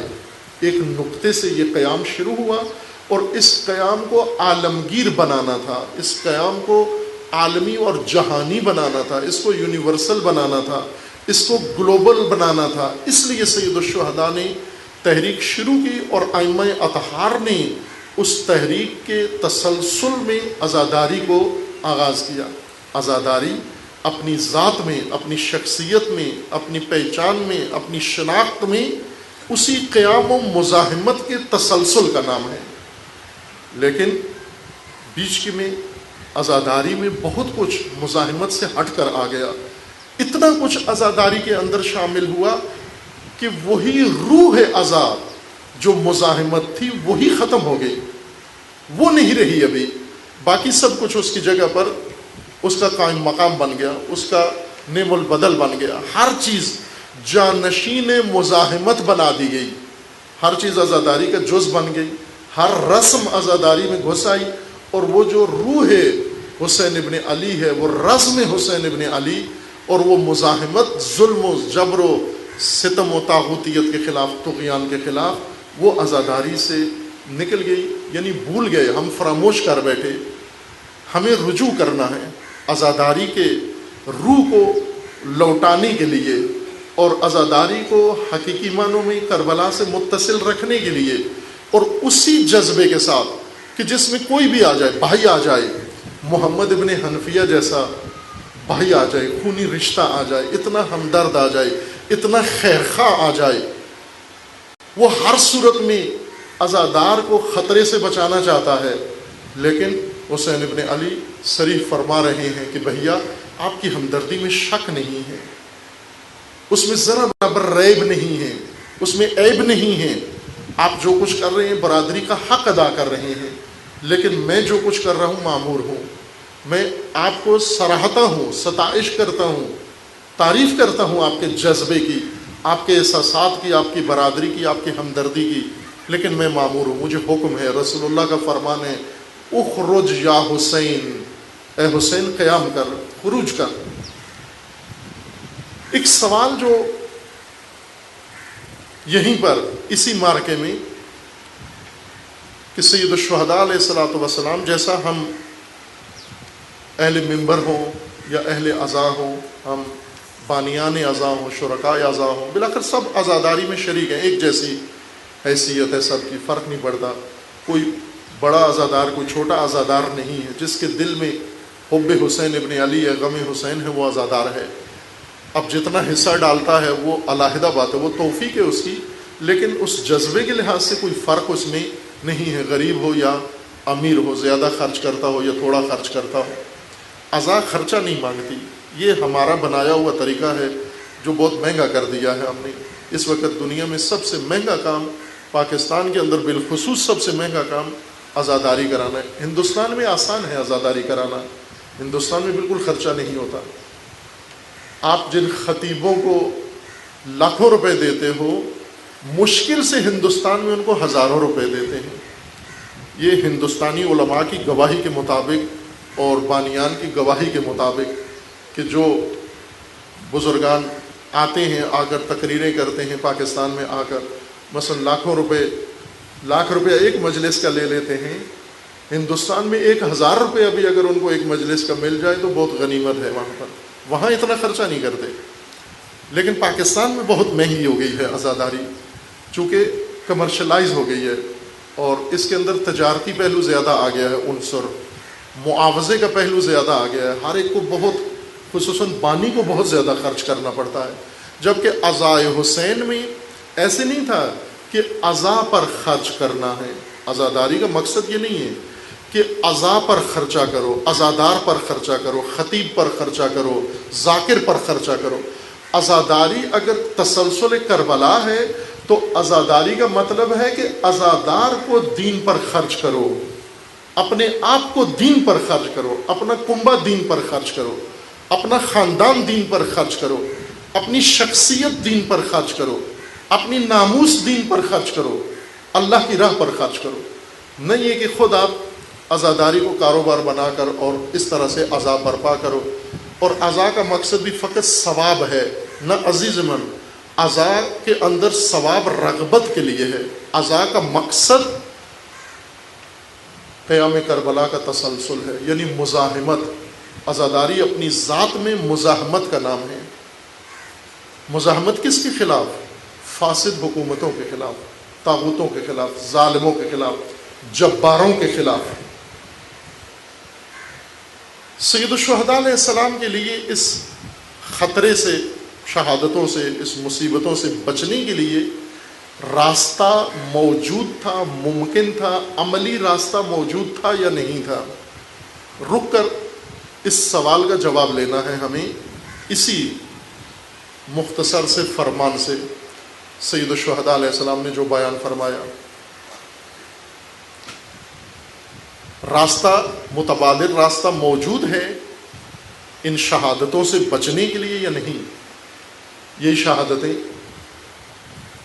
تاریخ میں جنہوں نے ایک ایسا منفرد مقام بنایا ہے، پوری تاریخ بشریت میں نوعیت میں اور مقام و مرتبے میں اور محرکات کے لحاظ سے ایسی شہادتیں نہیں، اس سے زیادہ ہیں۔ مثلا کئی جنگیں ہوئی ہیں، کربلا سے پہلے رسول اللہ صلی اللہ علیہ وآلہ وسلم نے جنگیں لڑی ہیں، امیر المومنین علیہ السلام نے جنگیں لڑی ہیں، اور کربلا کے بعد بہت ساری جنگیں انسانیت میں ہوئی ہیں، اور بعض جنگیں اسی طرح حق و باطل کی جنگیں تھیں، نہ کہ دنیا کی خاطر۔ ایک طرف فریق حق ہے، ایک طرف فریق باطل، اور ان کے درمیان نبرد ہوئی اور لاکھوں لوگ قتل ہوئے، لاکھوں بے گناہ قتل ہوئے۔ لیکن ہر قتل کے اپنے محرکات ہیں، ہر قتل کے اپنے اسباب ہیں، ان کو مد نظر رکھیں اگر تو شہادت کربلا منفرد ہے۔ ایسی کوئی شہادت ہم جو کربلا کے ہم پلہ ہو نہیں بتا سکتے، چونکہ بہت ساری شہادتیں ایسی ہیں جن میں دوسرا کوئی راستہ نہیں تھا۔ شہادت امام حسین میں متبادل راستہ موجود تھا۔ شہید ہونے کے لیے جو راستہ تھا اس میں دشواریاں تھیں، اس میں مشکلات تھیں، اس راستے کو مشکل سے طے کرنا تھا، لیکن شہادت سے بچنے کے آسان راستے تھے۔ شہید ہونے کا مشکل راہ تھا، بچنے کے راستے بہت آسان تھے، اور شہادت سے بچنے کے راستے بہت سارے لوگوں نے بتائے، اور سب سے زیادہ بڑھ کر اپنے بھائی نے محمد ابن حنفیہ نے راستے بتائے۔ ایک راستہ یہ ہے کہ آپ مکہ میں، چونکہ حرم اللہ تعالیٰ نے قرآن کریم میں حرم کے آداب بتائی ہیں، حرم میں قتل و قتال، جنگ و جدال جائز نہیں ہے۔ کسی کو بھی آپ حرم میں اگر مجرم بھی چلا جائے اس کو قتل نہیں کر سکتے، حرم میں کوئی قاتل بھی چلا جائے اس کو آپ قتل نہیں کر سکتے، حرم میں جنگ و جدال نہیں کر سکتے، ممنوع ہے، حرام ہے۔ اس لیے جسے بھی پناہ لینی ہوتی تھی کہ اسے قتل نہ کیا جائے، وہ حرم میں جا کر پناہ لے لیتا تھا۔ آپ کے زمانے میں بھی ایسے ہوا، 1982 میں ظاہراً آپ کو اگر یاد ہو، آپ میں سے اکثر اس وقت شاید پیدا بھی نہیں ہوئے تھے، لیکن یہ بزرگان تھے، خود سعودی عرب کا ایک باغی باشندہ اور ان کی فوج کا ہی ایک ریٹائرڈ شخص، اس نے اپنی ہی حکومت آل سعود کے خلاف بغاوت کی، دستہ بنایا۔ ابھی یہ القاعدہ اور داعش اور طالبان ابھی نہیں بنے تھے، ان کے بنیادیں پڑ رہی تھیں، افغانستان میں جہاد ہو رہا تھا، ضیاء الحق حکومت کر رہا تھا، اور یہ سب کچھ بنانے کی تیاریاں ہو رہی تھیں۔ اسامہ بن لادن ابھی نہیں بنا تھا، یہ ایک عام جرنیل تھا فوجی، اور اس نے اپنی حکومت کو دیکھا کہ یہ فاسد لوگ ہیں، غلط لوگ ہیں، ناحق ہیں، اور یہ سعودی سرزمین پر اور ثروت پر قبضہ کیے ہوئے ہیں، لوٹ رہے ہیں۔ اس نے بغاوت کی ان کے خلاف، سیاسی عوامل کے تحت، مذہبی نہیں تھا، سیاسی تھا، اور اپنے ساتھ کچھ اور لوگوں کو ملا کر وہ کعبہ میں جا کر اس نے قیام کا اعلان کیا اور پناہ لے لی، اس نیت کے ساتھ کہ کعبہ میں قتل و غارت جائز نہیں ہے، کعبہ میں کسی پر گولی نہیں چلائی جا سکتی، لیکن ساری دنیا نے دیکھا کہ چلا دی انہوں نے۔ اور ابھی بھی آپ سنتے رہتے ہیں بہت سارے کہ کعبہ کا تحفظ، حرمین کے محافظین جو پاکستان میں ہیں ابھی بھی حرمین کے لیے گاہے گاہے اپنے جذبات اظہارات کرتے رہتے ہیں، مکہ و مدینہ کی حفاظت کے لیے۔ اس وقت بھی دلیل آج بھی یہ دیتے ہیں کہ اس وقت بھی جب حرم پہ یہ باغی آ گیا تھا مسلح دستہ لے کر، تو اس وقت بھی حرم کو پاکستانیوں نے آزاد کرایا تھا، اور درست ہے پاکستانی کمانڈوز نے گولی چلائی تھی حرم کعبہ کے اندر، جہاں ممنوع ہے، جہاں حرام ہے، جہاں کسی پر گولی نہیں چلا سکتے۔ آپ ان کو گرفتار کرو، ان کو حرم سے باہر لے جا کر سزا دے سکتے ہیں، حرم کے اندر حشرہ بھی نہیں مار سکتے، حرم کے اندر پودا بھی نہیں توڑ سکتے، حرم امن کی سرزمین ہے. قرآن نے حرم کا عنوان ہی قرار دیا ہے. حضرت ابراہیم نے اللہ سے دعا مانگی تھی کہ پروردگار یہ بلد امن بنا دے امت کے لیے. اللہ تعالیٰ نے دعا مستجاب فرمائی اور اسے بلد امن قرار دیا. پھر آپ نے دیکھا حجاج پر، جو حاجی تھے، حجاج کرام جو حج کے لیے مشرف ہوئے تھے، اور تمام تقریباً شیعہ حاجی تھے، اکثر ایرانی حاجی تھے، کچھ غیر ایرانی بھی تھے. 1986 میں ان کا قتل عام حرم میں کیا گیا. 400 سے زیادہ حاجی حجاج وہاں پر حرم کے بالکل جوار میں، حرم کے چند میٹر کے فاصلے پر لاشوں سے بھر دیا گیا. اور تاریخ میں پیچھے ہوتا رہا. کئی دفعہ بنو عباس نے حرم کی بے حرمتی کی، اور بنو امیہ نے، شروع بنو امیہ کے زمانے سے ہوئی. پہلی بے حرمتی یزید کے زمانے میں حرم کی ہوئی. حرم پر آ کر انہوں نے حملہ کیا. حرم میں لوگ اس لیے چھپتے تھے، پناہ لیتے تھے کہ حرم پہ کوئی جرأت نہیں کر سکتا حملہ کرنے کی، چونکہ سرزمین امن ہے. سید الشہداء علیہ السلام کو مشورہ مل رہا ہے کہ آپ اس مأمن میں، امن گاہ میں، محفوظ جگہ پر آپ اگر پناہ لے لیں آپ کو کوئی نہیں چھیڑے گا. بیعت کا انکار کر دیں. جس طرح سے اور چند شخصیات جو سید الشہداء کی مانند تھی، اس حیثیت سے کہ انہوں نے بھی بیعت نہیں کی تھی. چند نامدار بڑی شخصیات جو حرم کے اندر موجود ہیں، اور فوراً بیعت کا مدینہ سے انکار کر کے مکہ اپنے آپ کو پہنچایا، جو کہ مکہ میں محفوظ ہیں. جن میں معروف شخصیات عبداللہ ابن زبیر آخر تک بیعت کا انکار کر کے پھر حکومت یزید کے خلاف قیام کیا، اور مکہ کو اپنے لیے امن قرار دیا، امن پناہ گاہ قرار دیا، اور پھر آخر کار مکہ ہی میں ان کی وجہ سے کئی دفعہ بے حرمتی بھی ہوئی مکہ کی. بعد میں کئی دفعہ حجاج ابن یوسف نے مکہ کو تباہ کیا، حرم کو تباہ کیا، برباد کیا. مکہ کی حیثیت امن گاہ کی ہے، پرامن بلاد کی ہے. ایک یہ راستہ تھا کہ آپ مکہ میں پناہ لے لیں، جس طرح دوسروں نے لی تھی. عبداللہ ابن عباس بڑی شخصیت ہیں، انہوں نے حرم میں پناہ لی تھی. عبداللہ ابن عمر خلیفہ دوم کے فرزند، انہوں نے مکہ میں پناہ لی تھی. عبد الرحمن ابن ابی بکر، انہوں نے بیعت سے انکار کیا، بیعت نہیں کی. بہت سارے ایسے افراد تھے، سرکردہ لوگ امت اسلامی کے، جنہوں نے بیعت نہیں کی، مزاحمت بھی نہیں کی. یزید نے ان پر حملہ بھی نہیں کیا، گرفتار بھی نہیں ہوئے، زندان میں بھی نہیں گئے، قتل بھی نہیں ہوئے، اسیر بھی نہیں ہوئے، بیعت بھی نہیں کی. پس تھا متبادل راستہ تھا. بیعت کر لیتے تو بھی امن فراہم ہو جاتا، بیعت نہ کر کے بھی امن کے راستے تھے. یمن چلے جاتے، جس طرح بھائی کہہ رہے ہیں یمن میں، چونکہ یمن میں محمد ابن حنفیہ فرماتے ہیں کہ یمن کے لوگ کوفیوں کی طرح بے وفا نہیں ہیں. آج سے 1400 سال پہلے یمن اور کوفہ کے درمیان، یمن اور کوفہ کا معاشرہ، یمن اور کوفہ کے باشندے دونوں عرب خطے ہیں. ایک عراق میں ہے اور ایک یمن ایک علیحدہ اپنی پہچان رکھتا ہے. یمن کی ایک حیثیت ہے تاریخ کے اندر. یمن ایک قدیم تہذیب کا مرکز ہے. قرآن کریم میں ذکر ہے اس خطے کا اور اس کے اندر موجود حکومتوں کا اور اس کے اندر ہونے والے حوادث کا ذکر ہے. تو یمن میں جناب محمد ابن حنفیہ یہ تقابل کرتے ہیں، موازنہ کرتے ہیں. دونوں جگہ مسلمان ہیں اور دونوں جگہ مخلوط آبادی ہے، شیعہ اور غیر شیعہ. کوفہ میں بھی اور یمن میں بھی مخلوط آبادی ہے. کوفہ میں شیعہ اکثریت میں ہیں، دوسری آبادی بھی ہے کہ پہلے باس کوفہ اور کوفی میں یہ کھول کے بیان کیا ہے یہ مطلب کہ کتنی آبادی تھی، کس کی کتنی آبادی تھی، شیعہ کتنے تھے، بنو امیہ کے طرفدار کتنے تھے، موالی کتنے تھے، دوسرے اعتقاد رکھنے والے کتنے تھے، اور سیاسی رجحان رکھنے والے گروہ کون کون سے تھے. یہ پہلے ایک گفتگو، سلسلہ گفتگو میں بیان کیا ہے، رجوع کر سکتے ہیں.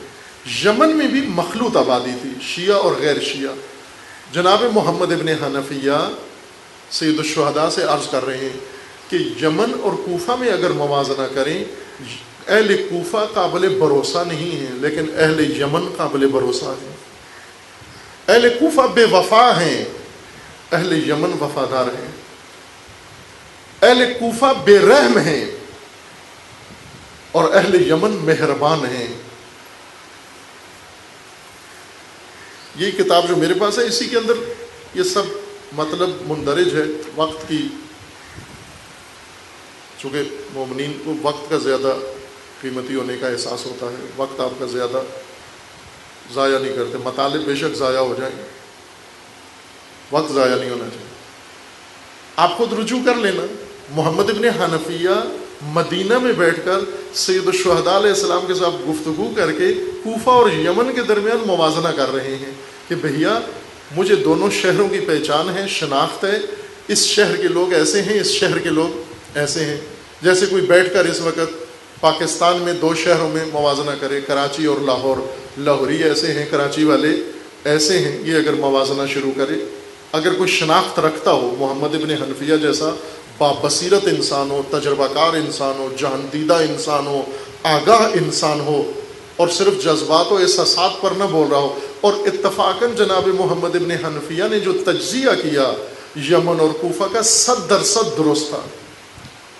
کوفہ کے بارے میں جو کچھ بیان فرمایا ایک بات بھی غلط نہیں نکلی، اور اہل یمن کے بارے میں جو کچھ فرمایا ایک بات بھی، ایک جملہ بھی بے جا نہیں کہا، سب کچھ درست کہا. اور پھر فرمایا کہ آپ یمن چلے جائیے، یمن والے آپ کا ساتھ دیں گے، یمن والے آپ کو پناہ دیں گے، یمن والے آپ کو بچا لیں گے، خود مر جائیں گے. لیکن کوفہ والے ہرگز ایسا نہیں کریں گے. کوفہ والے آپ کو مروا دیں گے. اور یہی ہوا. اور جناب محمد ابن حنفیہ نے فرمایا کہ کوفی پہلے ہمارے بابا کے ساتھ یہ کچھ کر چکے ہیں، امیر المومنین کے ساتھ، اور امام مجتبیٰ کے ساتھ یہ سب کچھ انجام دے چکے ہیں. اب آپ ہرگز کوفہ پر اعتماد نہ کریں. بس معلوم ہوا کہ یمن ایک متبادل آپشن تھا اور درست آپشن تھا.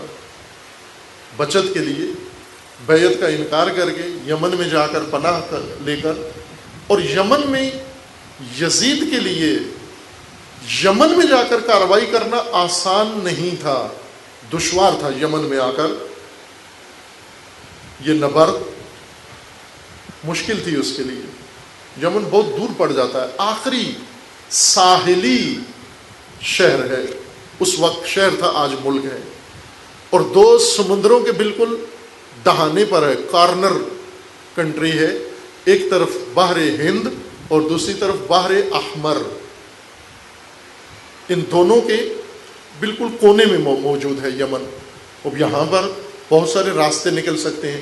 جس طرح رسول اللہ صلی اللہ علیہ وآلہ وسلم نے جب مکہ میں دباؤ پڑتا تھا اصحاب رسول اللہ پر، تو بہت سارے اصحاب کو یمن کی طرف روانہ کر دیتے تھے. اور پھر یمن میں جب دباؤ پڑتا تھا یا تعاقب ہوتا تھا تو سمندر پار کر کے اس طرف افریقہ میں، حبشہ میں منتقل ہو جاتے تھے. پہلا مہاجر طبقہ جو رسول اللہ نے محفوظ طریقے سے مکہ سے نکال کے محفوظ مقام پر پہنچایا حبشہ میں، وہ اسی راستے سے نکل کر گئے، اسی سمندر سے، انہی کشتیوں سے نکل کر گئے. بس سید الشہداء کے لیے بہت آسان ترین راستے تھے، کم خرچ راستے تھے. بھائی بھی بتا رہے ہیں، اور دوسرے جناب محمد ابن حنفیہ کے علاوہ دیگر شخصیات نے بھی ملتی جلتی آراء سید الشہداء کے سامنے پیش کی. مکہ میں رہتے محفوظ، مکہ سے نکل کے یمن میں جاتے محفوظ، مکہ اور یمن کے درمیان صحرا میں، غاروں میں اگر پناہ لے لیتے تو محفوظ. صحرائی جنگ بہت مشکل ہوتی ہے. یہ ایک باقاعدہ جنگ ہوتی ہے جس میں دو لشکر آمنے سامنے کھڑے ہوتے ہیں، محاذ بندی ہوتی ہے، صف بندی ہوتی ہے. کلاسک جنگیں جس طرح دنیا میں ہوتی تھیں، پہلے تیر و تلوار سے ہوتی تھیں اور آج کل گرم اسلحے سے ہوتی ہیں. ان جنگوں کا ایک اپنا قانون ہے. ایک جنگیں ہوتی ہیں چھاپہ مار جنگیں، کہ جس میں جنگجو کسی ایک زمین پہ ٹک کے جنگ نہیں کرتے، بلکہ ایک دوسرے کے تعاقب میں، ایک دوسرے کی کمین میں رہتے ہیں، جہاں موقع ملے حملہ کر کے واپس آ جاتے ہیں. اب یہ جنگ سید الشہداء اگر لڑتے تو ناممکن تھا یزید اس طرح کی چھاپہ مار جنگ میں یا غیر منظم جنگ میں کبھی بھی اتنا جلدی ایک ہی دن میں یا آدھے دن میں جنگ کا فیصلہ کر دیتا، ناممکن تھا۔ بس یہ سارے آپشن تھے، یمن جا کر سمندر عبور کر کے حبشہ میں جا کر پناہ لے لیتے، افریقیوں کو اپنے ساتھ ملا لیتے اور وہاں صحرائے افریقہ میں جا کر پناہ لیتے، یہ سب کچھ ممکن تھا۔ لیکن سید الشہداء علیہ السلام نے ان میں سے کسی بھی رائے کو تجویز دینے والوں کو دعا دی، فرمایا کہ انت علی خیر، آپ بہترین ہو، آپ خیر خواہ ہو، آپ ہمدرد ہو، اللہ جزائے خیر دے آپ کو، آپ میرا بھلا سوچ رہے ہو، لیکن میں نے یہ راستہ انتخاب نہیں کرنا۔ عزیزان، یہ سب کس لیے تھا؟ اس لیے کہ اتفاقی جھگڑا نہیں ہو گیا تھا۔ جیسے آپ چاہتے ہیں گھر سے نکلتے ہیں، گاڑی کسی سے ٹکرا جاتی ہے، آپ گاڑی ٹکرانے کی نیت سے نہیں نکلے، آپ لڑنے نہیں گئے، آپ جھگڑنے نہیں گئے، آپ گئے اپنے کام سے، دوسرا آدمی آیا اپنے کام سے، موٹر سائیکل ٹکرا گئی، گاڑی ٹکرا گئی، کسی بات میں آپس میں اختلاف ہو گیا، پارکنگ پہ اختلاف ہو گیا، آنے پہ اختلاف ہو گیا، جانے پہ، اور وہیں پہ ٹھن گئی اور وہاں پر دشمنی اور اختلاف شروع ہو گیا، اور پھر اس کے بعد اب ہر فریق دوسرے کو نقصان بھی پہنچانا چاہتا ہے، خود محفوظ بھی رہنا چاہتا ہے۔ کتنے لوگ ہیں جب خطرہ ہوتا ہے تو اپنے گھر میں نہیں سوتے، پولیس آ جائے گی یا دشمن گروہ آ جائے گا، مخالف آ جائے گا، پڑوس کے گھر میں سو جاتے ہیں، اپنے رشتہ داروں کے گھر چلے جاتے ہیں، دوسرے شہر میں چلے جاتے ہیں تاکہ اس خطرے سے اپنے آپ کو محفوظ رکھیں۔ سید الشہداء خطرے سے بچنے کے جتنے راستے ہیں جو پیش کیے جا رہے ہیں، ان سب کو ٹھکرا کر، ان سب کو دھتکار کے، ان سب کو انکار کر کے، ان سب کے اوپر کراس لگا کر اور صرف خطرے کی راہ پہ اوپر مصر ہیں، اسی پر جانا ہے میں نے۔ مکہ سے نکلتے ہوئے جو خطبہ سید الشہداء نے بیان فرمایا، سال گزشتہ میں نے وہی آپ کی خدمت میں پڑھا تھا، مجھے یاد ہے، اسی خانہ میں اور اسی مجلس اعزا میں، اس خطبہ میں سید الشہداء علیہ السلام نے یہ فرمایا تھا: الحمدللہ ما شاء اللہ ولا قوت الا باللہ وصلی اللہ علی رسولہ خط الموت علی ولد آدم مخط القلادۃ علی جید الفتات وما اولہنی الی اسلافی اشتیاق یعقوب الی یوسف وخیر لی مسرع انا لاقیہ، میرے لیے مقتل چن لیا گیا ہے، اختیار کر لیا گیا ہے، طے کر دیا گیا ہے، اور میں بہت جلد اس مقتل میں پہنچنے والا ہوں۔ کأنی بأوصالی تقطعها اسلان الفلوات بین نواویس و کربلا، اور میں دیکھ رہا ہوں اس صحرا میں اپنے آپ کو کہ جو صحرائے دشت نواویس اور دشت کربلا کے درمیان جو نقطہ ہے، وہاں پر میں اپنے آپ کو پا رہا ہوں، وہ میری مقتل ہے، وہ میری قتل گاہ ہے، وہ میری رزم گاہ ہے، وہ مقرر ہے۔ یہاں کوفہ کا نام نہیں لیا، میں کوفہ جا رہا ہوں اور کوفہ میں قتال ہوگا، کوفہ میں رزم گاہ ہوگی، کوفہ میں میری شہادت ہوگی۔ فرمایا کہ صحرا دشت نواویس اور دشت کربلا، ان دونوں کے نقطۂ اتصال پر میری قتل گاہ ہے، یہی جہاں آج کربلا ہے۔ یہ دو دشت کا سنگم ہے، ایک دشت نواویس ہے اور ایک دشت کربلا کے نام سے معروف تھا، اور اسی دشت کے درمیان، ان دونوں کے درمیان میں جو خطہ پایا جاتا ہے وہی آج کربلا ہے، وہی مقتل ہے۔ سید الشہداء فرماتے میں وہاں جا رہا ہوں اور میں دیکھ رہا ہوں میرے ساتھ ہو کیا رہا ہے۔ فَيَمْلَأَنَّ مِنِّي أَكْرَاشًا جَوْفًا وَأَجْرِبَةً صَغْبًا لَا مَحِيصَ عَنْ يَوْمٍ خُطَّ بِالْقَلَمِ، میں دیکھ رہا ہوں کہ میرے خون سے، میرے گوشت سے صحرائی درندے اپنے پیٹ بھر رہے ہیں۔ رضا اللہ رضانا اہل البیت، ہم اہل البیت ہیں، ہماری رضا اللہ کی رضا ہے، جس پہ خدا کی رضا ہے وہ ہماری رضا ہے۔ ہم خدا سے ہٹ کر نہ سوچتے ہیں، نہ کرتے ہیں، نہ چاہتے ہیں، غور بھی نہیں کرتے۔ لوگ کہتے ہیں غور تو کر لیتے، غور نہیں کر سکتے، کیوں؟ کہ اللہ نے جو کچھ مقرر کیا ہے اس میں غور کی گنجائش نہیں ہوتی، غور گناہ ہے۔ نصبر علی بلائہ ویوفینا اجر الصابرین لن تشز عن رسول اللہ لحمتہ وہی مجموعۃ لہ فی حظیرۃ القدس تقر بهم عینہ وینجز بهم وعدہ من کان باذلا فینا مہجتہ، جو بھی اپنا خون ہمارے ساتھ گرانا چاہتا ہے، فینا ہمارے ہمراہ، ہمارے کاروان میں اپنا گردن کٹانا چاہتا ہے، اپنا سر کٹانا چاہتا ہے، من کان باذلا فینا مہجتہ وموطنا علی لقاء اللہ نفسہ، اور جس نے اپنے آپ کو شہادت کے لیے تیار کر لیا ہے، مکمل آمادہ کر لیا ہے، فلیرحل تیار ہو جائے، معانا فإننی راحل مصبحا انشاءاللہ تعالی، میں کل مکہ سے نکل رہا ہوں اس دشت نواویس و کربلا کے درمیان مقتل کے لیے، جہاں پر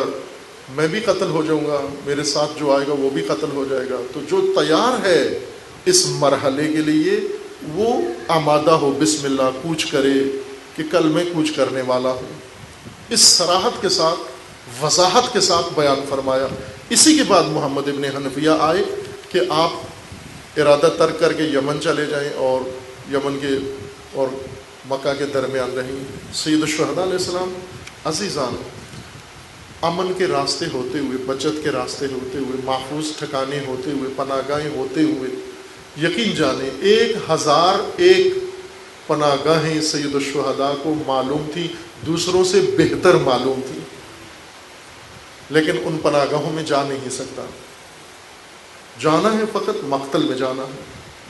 مقتل میں اس لیے نہیں جا سکتا کہ مجبور ہوں، جس طرح بنو امیہ نے یہ ترویج کیا تھا، نظریہ تقدیر، جبر کا نظریہ، کہ تقدیر تو اللہ بناتا ہے ہر ایک کی، اچھے کی بھی برے کی بھی، اور جو اللہ ایک دفعہ مقرر کر دے اسے بدلا نہیں جا سکتا، انسان کو وہی کرنا ہوتا ہے جو اللہ مقرر کر دے۔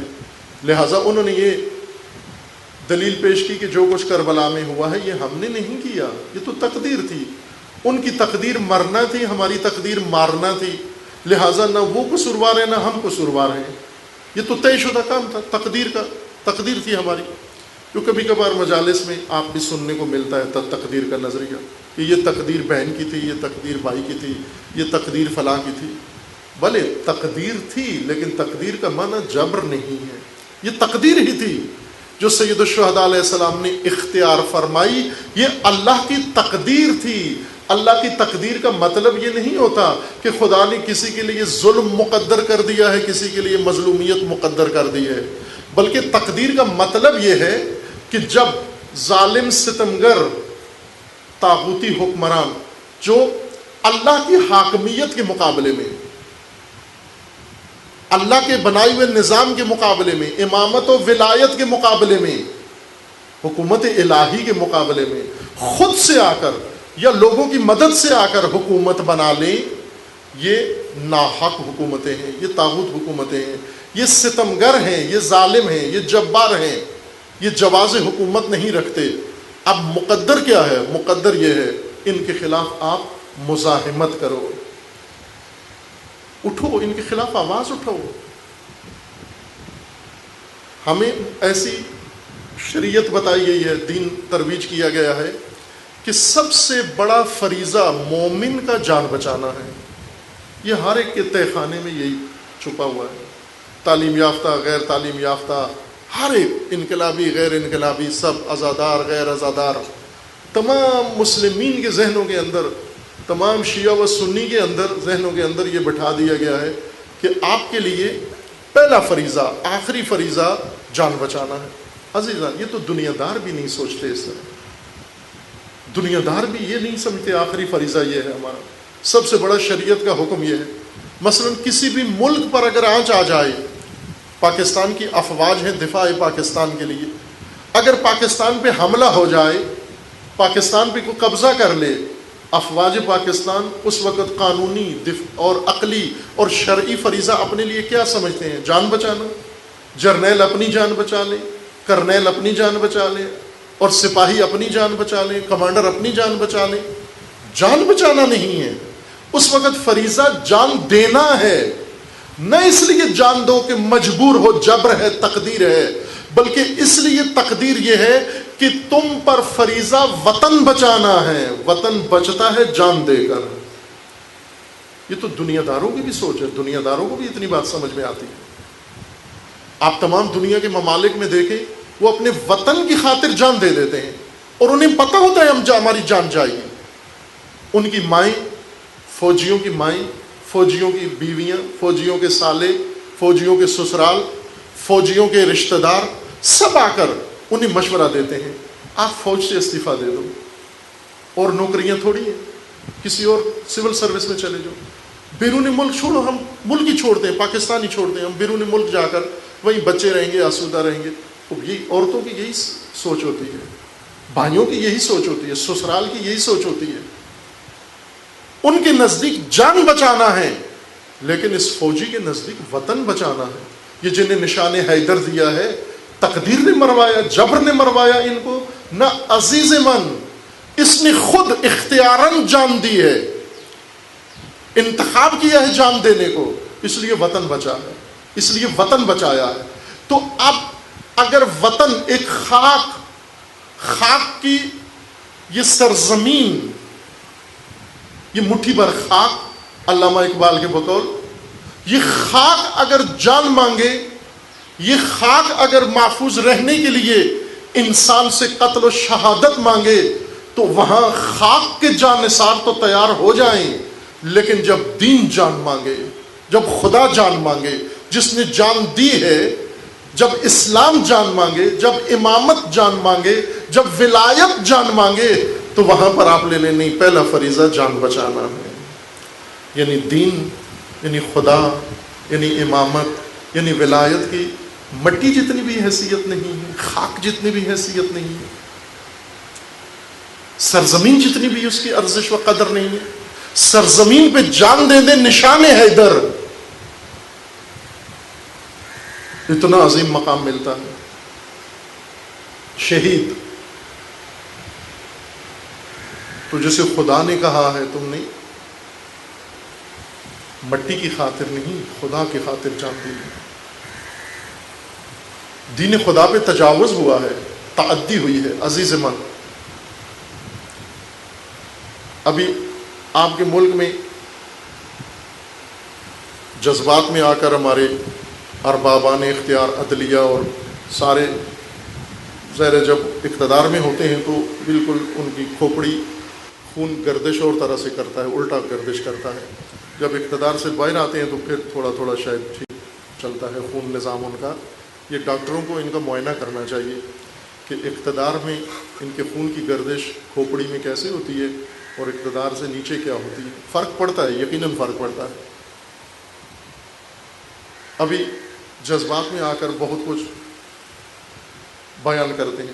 مثلا ابھی ہمارے ایک بہت بزرگ شخصیت نے، سیاسی شخصیت نے کہا ہے کہ جس نے ڈیم کی مخالفت کی، آرٹیکل 6 اس پہ چلا دوں گا، غداری کا مقدمہ، غدار وطن ہے اگر ڈیم کی مخالفت کی اس نے، یا اگر پانی ضائع کیا اس نے، تو آرٹیکل 6 اس کے اوپر چلا دوں گا۔ ظاہر ہے یہ گردش خون تیز ہو گئی، اور حب وطنی اور محبت یا پانی کا بحران اتنا ذہن میں مسلط ہوا کہ کہا کہ اس کے اوپر آرٹیکل 6 لگتا ہے۔ اگر ایک مملکت کے اندر ڈیم کی مخالفت کرنا جب بہت اشد ضروری ہو جائے، پانی اور ڈیم، اور کوئی مخالفت بھی کرے تو آرٹیکل 6، یعنی غدار اور غدار پتہ ہے کیا ہوتا ہے؟ غدار وہ نہیں ہوتا اسے جیل میں بند کر دو، غدار وہ ہوتا ہے اسے گولی مار دو۔ غدار کی سزا گولی ہے، سزا ہے، موت ہے، سولی ہے۔ کیوں؟ اس نے صرف مخالفت کی ہے، وطن کے مفادات کی مخالفت کی ہے۔ عزیزان، تو اگر حاکمیت خدا، الوہیت خدا، نظام امامت، نظام ولایت پر اگر کوئی آئے اور آ کر تعدی کرے، تجاوز کرے، مخالفت میں بیان دے دے، کون سا آرٹیکل چلتا ہے اس کے اوپر؟ کوئی ہے آرٹیکل یا نہیں ہے؟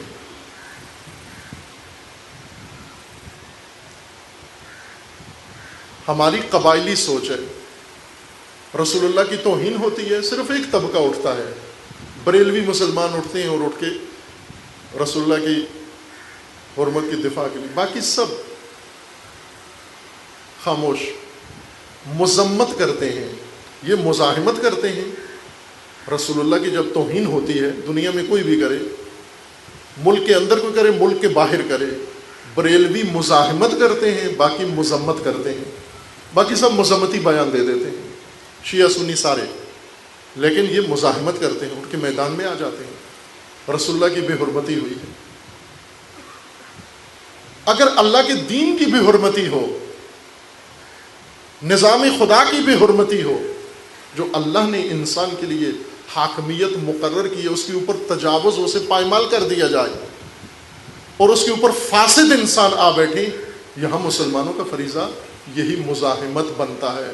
حرمت دین کو بچانا ہے، اس حرمت دین کی خاطر آپ کی جان بھی جا سکتی ہے، اور یہ جان دینا ہی فریضہ ہے۔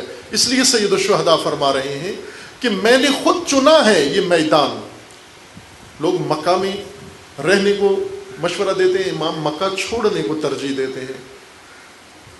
یہ بات جو روزانہ کی مجالس ہیں ان کے اندر جاری ہے، اگر توفیق ہوئی باقی ماندہ فرصت میں اس نقطے کو عرض کروں گا کہ سید الشہداء نے مکہ کو میدان جنگ نہیں بنایا، کوفہ کو میدان جنگ نہیں بنایا، کوفہ سے کسی نے روکا نہیں، یوں نہیں کہ ناکہ لگا ہوا تھا، پولیس کھڑی ہوئی تھی، افواج کھڑی ہوئی تھی، اور مکہ سے انہیں کہا کہ آپ کا داخلہ مکہ میں ممنوع ہے، آپ مکہ نہیں جا سکتے، مکہ کے حالات نہ، اتفاقاً مکہ والے معذرت کے ساتھ کوفہ پہ ناکہ لگا ہوا تھا، اور کوفہ پہ فوجیں کھڑی ہوئی تھی، اور کوفہ جب امام جانا چاہتے تھے انہوں نے کہا راستہ موڑ دیں۔ ایسا نہیں ہوا، سید الشہداء نے خود راستہ بدلا، کوفہ نہیں جانا۔ کوفہ میں سب منتظر ہیں امام کے، عبید اللہ بھی منتظر ہے، کوفی بھی منتظر ہیں، حامی بھی منتظر ہے، مخالف بھی منتظر ہیں کہ کوفہ ہی آئیں گے، لیکن امام نے مکہ سے ہی کہہ دیا تھا میں نے دشت نواویس اور دشت کربلا کے درمیان جانا ہے، رزم وہاں کرنی ہے۔ اگر کوفہ گیا تو بھی مقتل یہاں ہوگا، جنگ یہاں ہوگی، قتال یہاں ہوگا، کیونکہ یہ میں نے چنا ہے یہ نقطہ، یہ حسین علیہ السلام نے چنا ہے یہ نقطہ۔ عبید اللہ نے کوفہ چنا ہوا تھا، یزید نے مکہ چنا ہوا تھا، باقیوں نے بھی اپنے اپنے دلائل سے مکہ کو تشخیص دیا کہ مکہ ہو۔ امام نے فرمایا نہ عزیز من، یہ امام علیہ السلام کی اپنی تشخیص اور اپنا انتخاب تھا کہ میں نے جو کچھ کرنا ہے اور جو مزاحمت کرنی ہے، جس کے خلاف کرنی ہے، جو ہدف حاصل کرنا ہے، وہ اسی صورت میں ہوگا کہ جب میدان رزم بھی میرا ہو، میں لے کر آؤں ان کو اس میدان کے اندر، نہ وہ مجھے لے کر جائیں۔ اس لیے فرمایا مجھے اغتیال یزید کا خطرہ ہے اور میں اغتیال سے بچنا چاہتا ہوں۔ اغتیال میں یزید کی کامیابی ہے، لیکن شہادت میں میری کامیابی ہے۔ اس لیے سید الشہداء نے اپنا میدان خود انتخاب کیا اور وہاں لے کر آئے لشکر کوفہ کو، لشکر یزید کو امام لے کر آئے کربلا میں، نہ وہ امام کو لے کر گئے۔ حر نے راستہ روکا کہ آپ کہیں نہیں جا سکتے، پہلی دفعہ جو امام کا راستہ روکا مکہ میں روکا، عمرو بن سعید نے کہ آپ مکہ سے خارج نہیں ہو سکتے۔ امام نے تازیانے کے ذریعے وہاں جنگ کی، وہی تازیانہ چابک جو گھوڑے کو مارتے ہیں، وہ گھوڑے کو مارنے والا کوڑا وہ اٹھا کے عمرو بن سعید کے سپاہیوں پہ برسایا اور وہ بھاگے، اور امام نے یہ نبرد یہاں تمام کی اور مکہ سے باہر چلے گئے۔ دوسری دفعہ جب امام کا راستہ روکا گیا تو کربلا سے باہر حر بن یزید رہائی نے آ کر راستہ روکا کہ آپ کو یہاں رکنا ہے، دوسری اطلاع آنے تک، فرمان دیگر آنے تک کوفہ سے آپ کو یہاں روک کے رکھنا، میں اس لیے آیا ہوں۔ سید الشہداء اس کے روکنے پر روکے نہیں، جہاں جانا تھا وہاں گئے۔ وہاں پر امام پھر گھوڑے پہ سوار ہوئے، تلوار نکالی اور حر کو للکارا، کہا کہ کون ہے جو مجھے روکنے والا ہے؟ کوئی جو مجھے روکے؟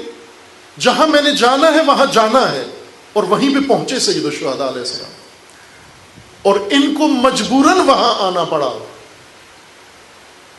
یہ گھیر کے سید الشہداء کو کربلا نہیں لے کر گئے، سید الشہداء ان سب کو گھیر کے کربلا لے کر آئے۔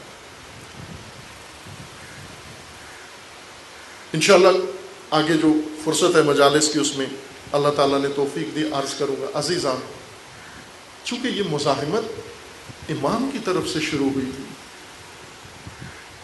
حکومت کے خلاف، یزید کے خلاف، فساد کے خلاف، یہ مزاحمت امام کی طرف سے شروع ہوئی تھی، اور یہ مزاحمت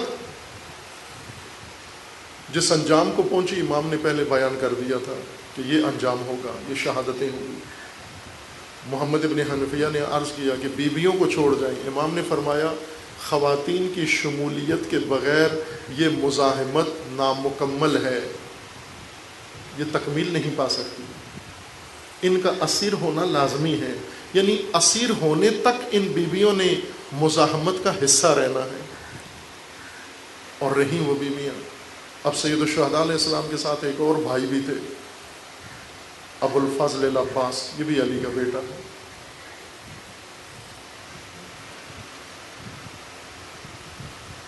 سید الشہداء کا پیروکار، جس نے سید الشہداء کو اپنا پیشوا مانا، امام مانا، ابو الفضل العباس کو بھی معلوم ہے خطرات میں جا رہے ہیں، خود امام کی جان بھی خطرے میں ہے، اور یہ بیویاں بھی جس طرف جا رہی ہیں وہ بھی خطر کا راستہ ہے، لیکن تاریخ میں کسی جگہ جھوٹ سے بھی، جھوٹی روایت بھی، ضعیف روایت بھی نقل نہیں ہوئی کہ ایک دفعہ ابو الفضل العباس علیہ السلام نے سید الشہداء کو روکا ہو، ٹوکا ہو، یا سمجھایا ہو، یا مشورہ دیا ہو، یا تجویز دی ہو۔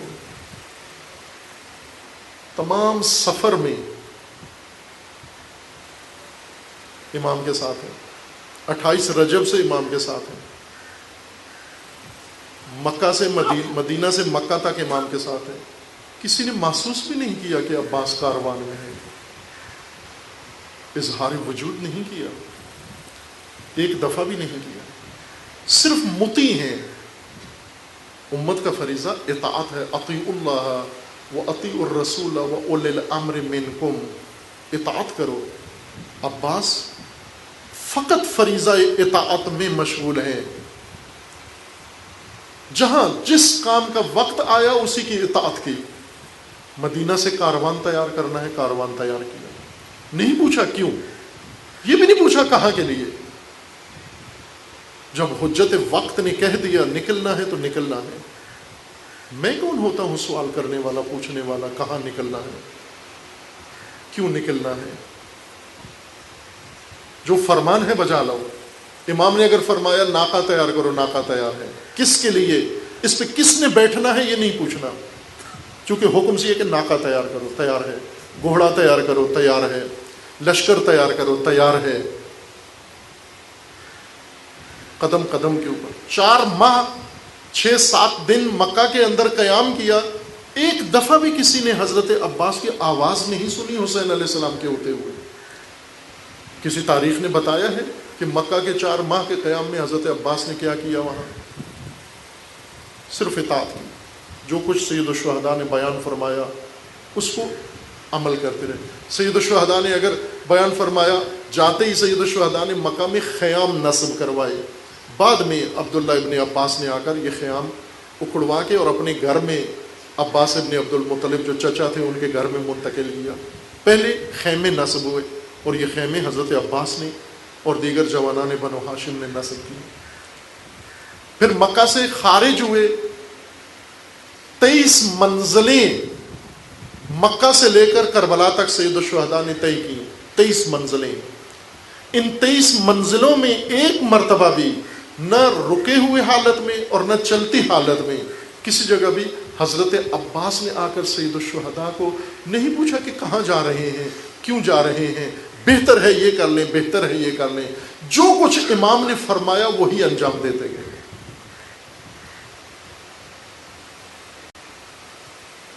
اور پھر روزے عاشور آ گیا۔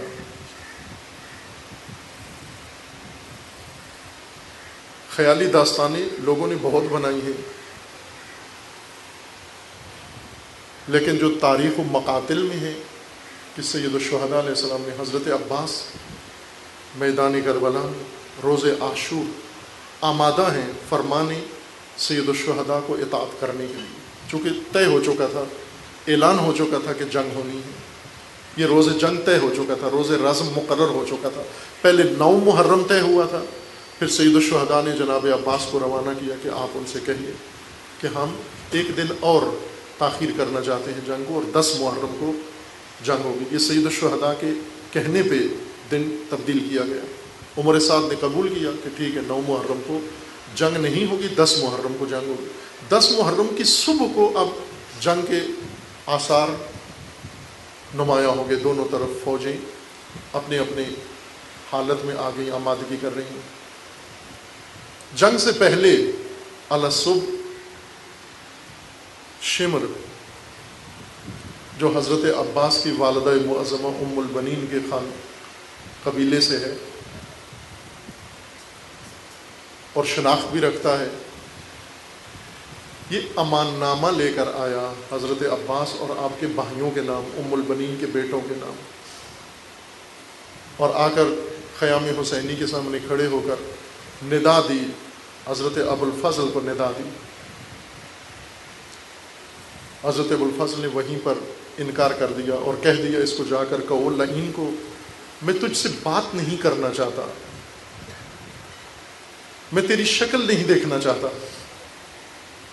امام حسین علیہ السلام نے حکم دیا کہ عباس سن تو لو جا کر کہتا کیا ہے۔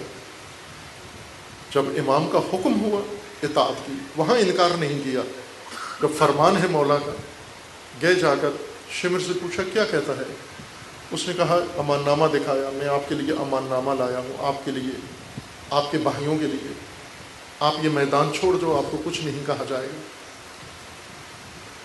حضرت عباس نے لعنت کی، دھتکارا اس کو اور انکار کر دیا امان نامہ لینے سے۔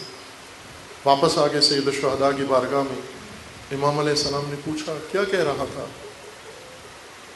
حضرت ابو الفضل نے عرض کیا امان نامہ لے کر آیا تھا، میرے لیے اور میرے بھائیوں کے لیے امان نامہ لے کر آیا تھا کہ تم ام البنین کے بیٹے ہو، ام البنین ہمارے قبیلے سے ہیں، اور قرابت داری کی حس مجھے کہتی ہے کہ آپ کو اس قتال سے بچا لوں۔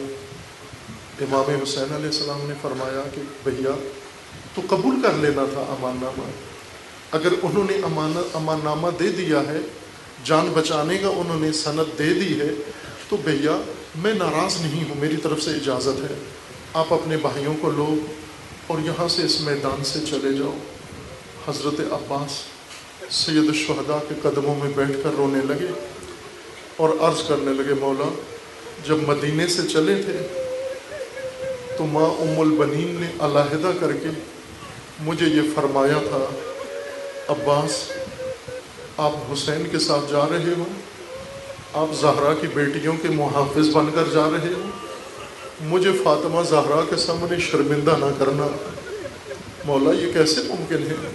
یہ آپ کا غلام، یہ آپ کا جان نثار اپنے مولا کو تنہا چھوڑ کر یہاں سے چلا جائے۔ میں سوچ بھی نہیں سکتا کیا میں علی کا بیٹا نہیں ہوں، کیا میری رگوں میں علی کا خون نہیں ہے؟ یہ ناممکن ہے۔ اور پھر اس کے بعد جب جنگ شروع ہوئی، سب سے پہلے حضرت عباس علمدار نے سید الشہداء علیہ السلام سے اذن جہاد مانگا، سب سے پہلے کہ مولا اجازت دیں آغاز میں کروں جنگ کا۔ سید الشہداء نے فرمایا اے عباس آپ میرے لشکر کے سپہ سالار ہو، یہ تو جنگ کا قانون نہیں ہے کہ سپہ سالار پہلے جا کے شہید ہو جائے اور لشکر ابھی باقی ہو۔ سپہ سالار تو نے لشکر کو لڑانا ہے۔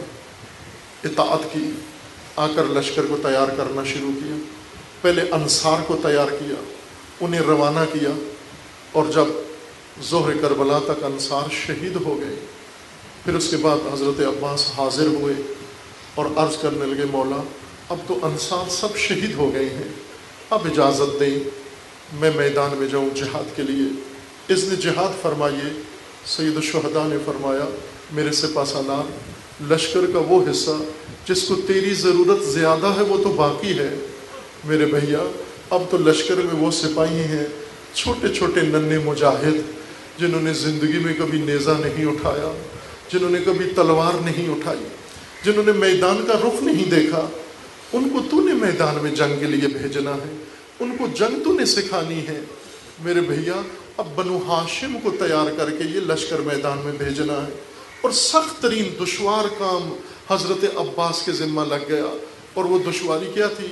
یہ بعض راویوں نے لکھا ہے کہ حضرت عباس جب ان چھوٹے چھوٹے مجاہدوں کو تیار کرتے تو ساتھ روتے بھی تھے، ساتھ آنسو بھی بہاتے تھے۔ جب حضرت قاسم آئے اور حضرت قاسم کو تیار کیا تو نہ خود حضرت قاسم کے سر کے سائز کا مل رہا تھا، نہ زرہ حضرت قاسم کے تن کے مطابق مل رہی تھی، نہ نیزہ مل رہا تھا۔ تو اس وقت اس چاند کی صورت کو جنگجو بنانے کے لیے حضرت عباس نے کیا کام کیا کہ پہلے حضرت قاسم کے سر پہ دستار باندھی، پھر اس دستار کے اوپر خود باندھا، پھر اس کے بعد ایک قد کے سائز سے بڑی زرہ پہنائی، پھر اس کے بعد نیزہ تھمایا اور اٹھا کر بچے کو گھوڑے کے اوپر بٹھایا، اور پھر اس کے بعد بتا دیا کہ بیٹا جنگ کیسے کرنی ہے، وار کیسے کرنا ہے اور دفاع کیسے کرنا ہے۔ عزیزان بھیج کر پھر رونے لگے کہ خدایا یہ امتحان کا کیسا وقت آ گیا ہے، یہ نورانی چاند سے چہرے، یہ چھوٹے چھوٹے بچے، اون و محمد سے جنگجو، یہ تو جنگ کے لیے عمر میں نہیں ہے۔ لیکن حضرت عباس نے اپنے امام کے حکم پر یہ مرحلہ بھی انجام دیا۔ اور پھر کربلا میں عزیزان ایک ایسا وقت آ گیا کہ جب سید الشہداء اور حضرت علمدار کے علاوہ کوئی بھی مرد باقی نہیں بچا۔ حضرت عابد حضرت سید ساجدین تھے لیکن بیمار خیمے کے اندر ہیں، اور صرف 2 شخصیتیں باقی ہیں۔ حضرت عباس اب ادب کے ساتھ حاضر ہوتے ہیں، سید الشہداء کے سامنے 2 زانو بیٹھ کر التجا کرتے ہیں، مولا اب جان اس سینے میں نہیں رکتی، مولا اب اجازت دے دیں، اذن دے دیں میں جہاد کے لیے جاؤں۔ سید الشہداء نے حکم دے دیا، بھیا اب اجازت ہے، اب جا سکتے ہو میدان میں، اب جنگ کر سکتے ہو۔ جو ہی حضرت عباس جانے کے لیے اٹھے تو سید الشہداء نے فرمایا، بھیا جانے سے پہلے ایک اور کام ہے، کرتے جاؤ، کہ آپ کے بعد مجھے کسی سے امید نہیں ہے اور آپ کے بعد یہ کسی سے توقع نہیں ہے۔ عرض کرنے لگے، مولا فرمائیے۔ امام نے فرمایا، عباس خیموں میں پانی نہیں ہے، بچے پیاسے ہیں، بیبیاں پیاسی ہیں، میرے علمدار اگر آپ چلے گئے، شہید ہو گئے، پھر پانی کی امید نہیں ہوگی۔ اگر آخری دفعہ کوشش کر کے دیکھو، خیام میں پانی پہنچا کے پھر میرے بھیا جنگ کے لیے جا سکتے ہو۔ حضرت عباس خیام کی طرف آئے، اور جب خیام کا منظر دیکھا آ کر، حضرت عباس کی آنکھوں میں آنسو جاری ہوئے۔ خیام میں کیا منظر دیکھا کہ ایک بی بی چھوٹے چھوٹے بچوں کو لے کر کبھی ایک خیمے میں جاتی ہے، کبھی دوسرے خیمے میں جاتی ہے، ہر خیمے میں پہنچ کر ہر مشکیزہ اٹھاتی ہے اور اس کو خشک پاتی ہے، پھر اسے زمین پہ رکھ دیتی ہے، پھر دوسری مشک اٹھاتی ہے، پھر بچوں کو دکھاتی ہے، اس میں پانی نہیں ملتا، اسے زمین پہ رکھ دیتی ہے۔ حضرت عباس نے جب یہ منظر دیکھا، آنکھوں سے آنسو جاری ہوئے اور خاموشی کے ساتھ ایک خیمے سے مشکیزہ اٹھایا اور نیزہ اٹھایا، اور خیمے سے باہر نکل کر گھوڑے پر سوار ہو کر فرات کی طرف روانہ ہونے لگے۔ تو بی بی نے بچوں کو متوجہ کیا اور فرمانے لگی کہ بچوں ابھی تک تسلیاں دے رہی تھی، پانی کی کوئی امید نہیں تھی، پانی کسی خیمے میں موجود نہیں تھا، لیکن اب وعدہ کرتی ہوں کہ اب پانی آ جائے گا، بس تھوڑی دیر صبر کرو۔ بچے پوچھتے ہیں، بی بی اب پانی کہاں سے آ جائے گا؟ تو کہنے لگی، دیکھتے نہیں میرے چچا عباس پانی لینے جا رہے ہیں۔ بی بی بچوں کو لے کر در خیمہ پہ بیٹھ جاتی ہے۔ سید الشہداء بھی در خیمہ پہ بیٹھ کر بھیا کے پانی لانے کے انتظار میں بیٹھ جاتے ہیں۔ حضرت عباس گھوڑے کو ایڑ لگاتے ہیں، پہرا جو صف در صف پہرا لگا ہوا تھا، حضرت عباس اس پہرے کو توڑتے ہیں، پہلی صف کو توڑا، دوسری صف کو توڑا، اور نہر فرات تک اپنا گھوڑا لے گئے، نہر فرات کے اندر گھوڑا ڈالا۔ گھوڑا جب نہر فرات میں ڈالا، اپنے چلو میں پانی اٹھایا، اس پانی کے اندر اپنا چہرہ دیکھا اور اپنے نفس کو خطاب کیا، اے نفس عباس تو تشنا ہے، پیاس کا غلبہ ہے، شدت عطش ہے، پانی پینے کو جی کرتا ہے، لیکن عباس اس پانی کی زیادہ ضرورت حسین کو ہے، مولا حسین کو ہے، تجھ سے زیادہ پیاس مولا حسین کو ہے۔ اے عباس مولا کے بچے پیاسے ہیں، شہیدوں کے بچے پیاسے ہیں، خیام میں بچے پیاسے ہیں، یہ کیسے ممکن ہے کہ حسین تشنا ہو اور عباس پانی پی لے، بچے پیاسے ہوں اور عباس پانی پی لے؟ عزیزو، علی کے بیٹے نے وہ چلو دوبارہ نہر فرات میں ڈال دیا، مشکیزہ بھرا۔ بعض روایات میں لکھا ہے کہ حضرت عباس کا گھوڑا بھی پیاسا تھا۔ سید الشہداء کے سواری کے جتنے گھوڑے تھے سب پیاسے تھے۔ جب حضرت عباس نے گھوڑا پانی میں ڈالا تو گھوڑے نے پانی نہیں پیا، گھوڑے نے پانی نہیں کیا، منہ بھی نہیں لگایا۔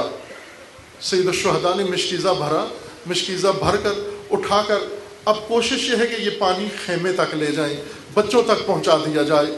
حضرت عباس نے جنگ کا ارادہ نہیں کیا، صرف پانی لے کے جائیں۔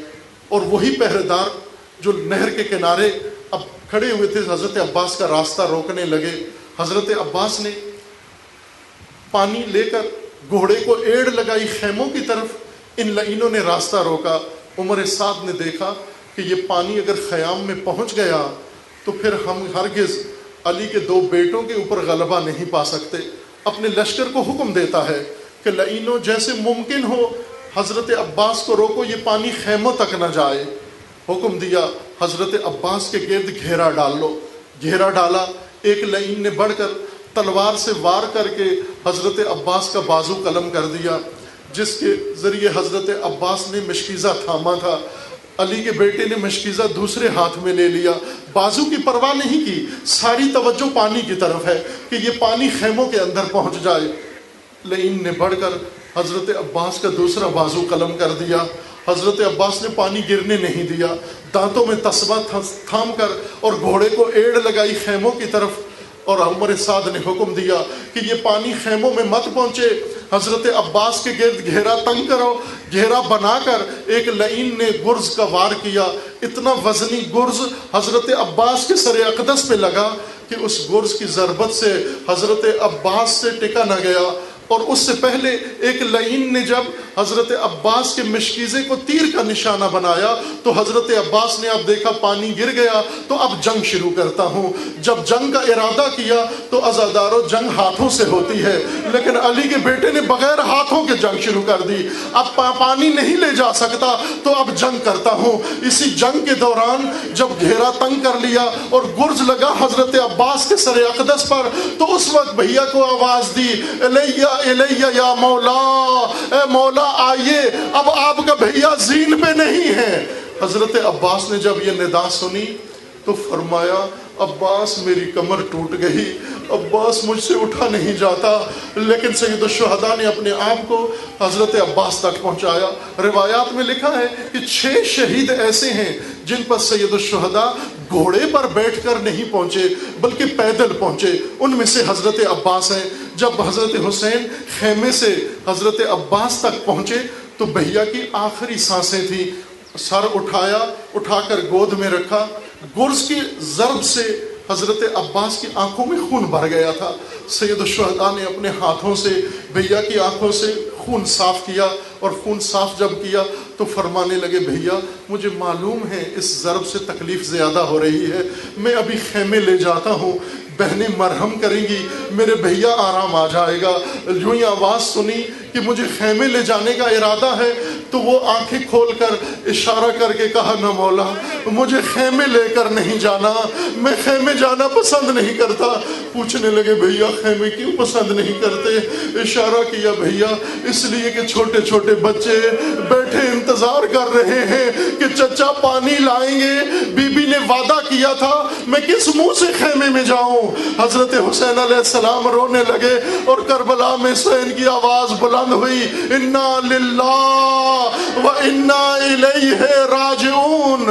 بھیا کو وہاں پر چھوڑا اور اس کے بعد مشکیزہ اٹھایا، نیزہ اٹھایا، علم اٹھایا اور اٹھا کر خیام کا رخ کیا۔ بیبیاں در خیمہ پہ منتظر ہیں، بچے منتظر ہیں۔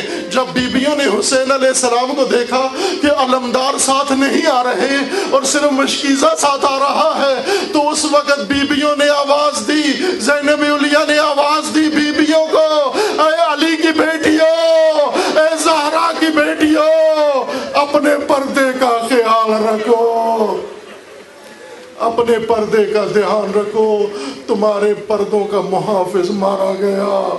تمہارے پردوں کا محافظ قتل ہو گیا، علمدار قتل ہو گیا، بیویوں نے کوہرام مچانا شروع کیا، بچوں نے ماتم شروع کیا۔ الا لعنت اللہ علی الظالمین۔ فسیعلم الذین ظلموا ای منقلب ینقلبون۔ ماتم حسین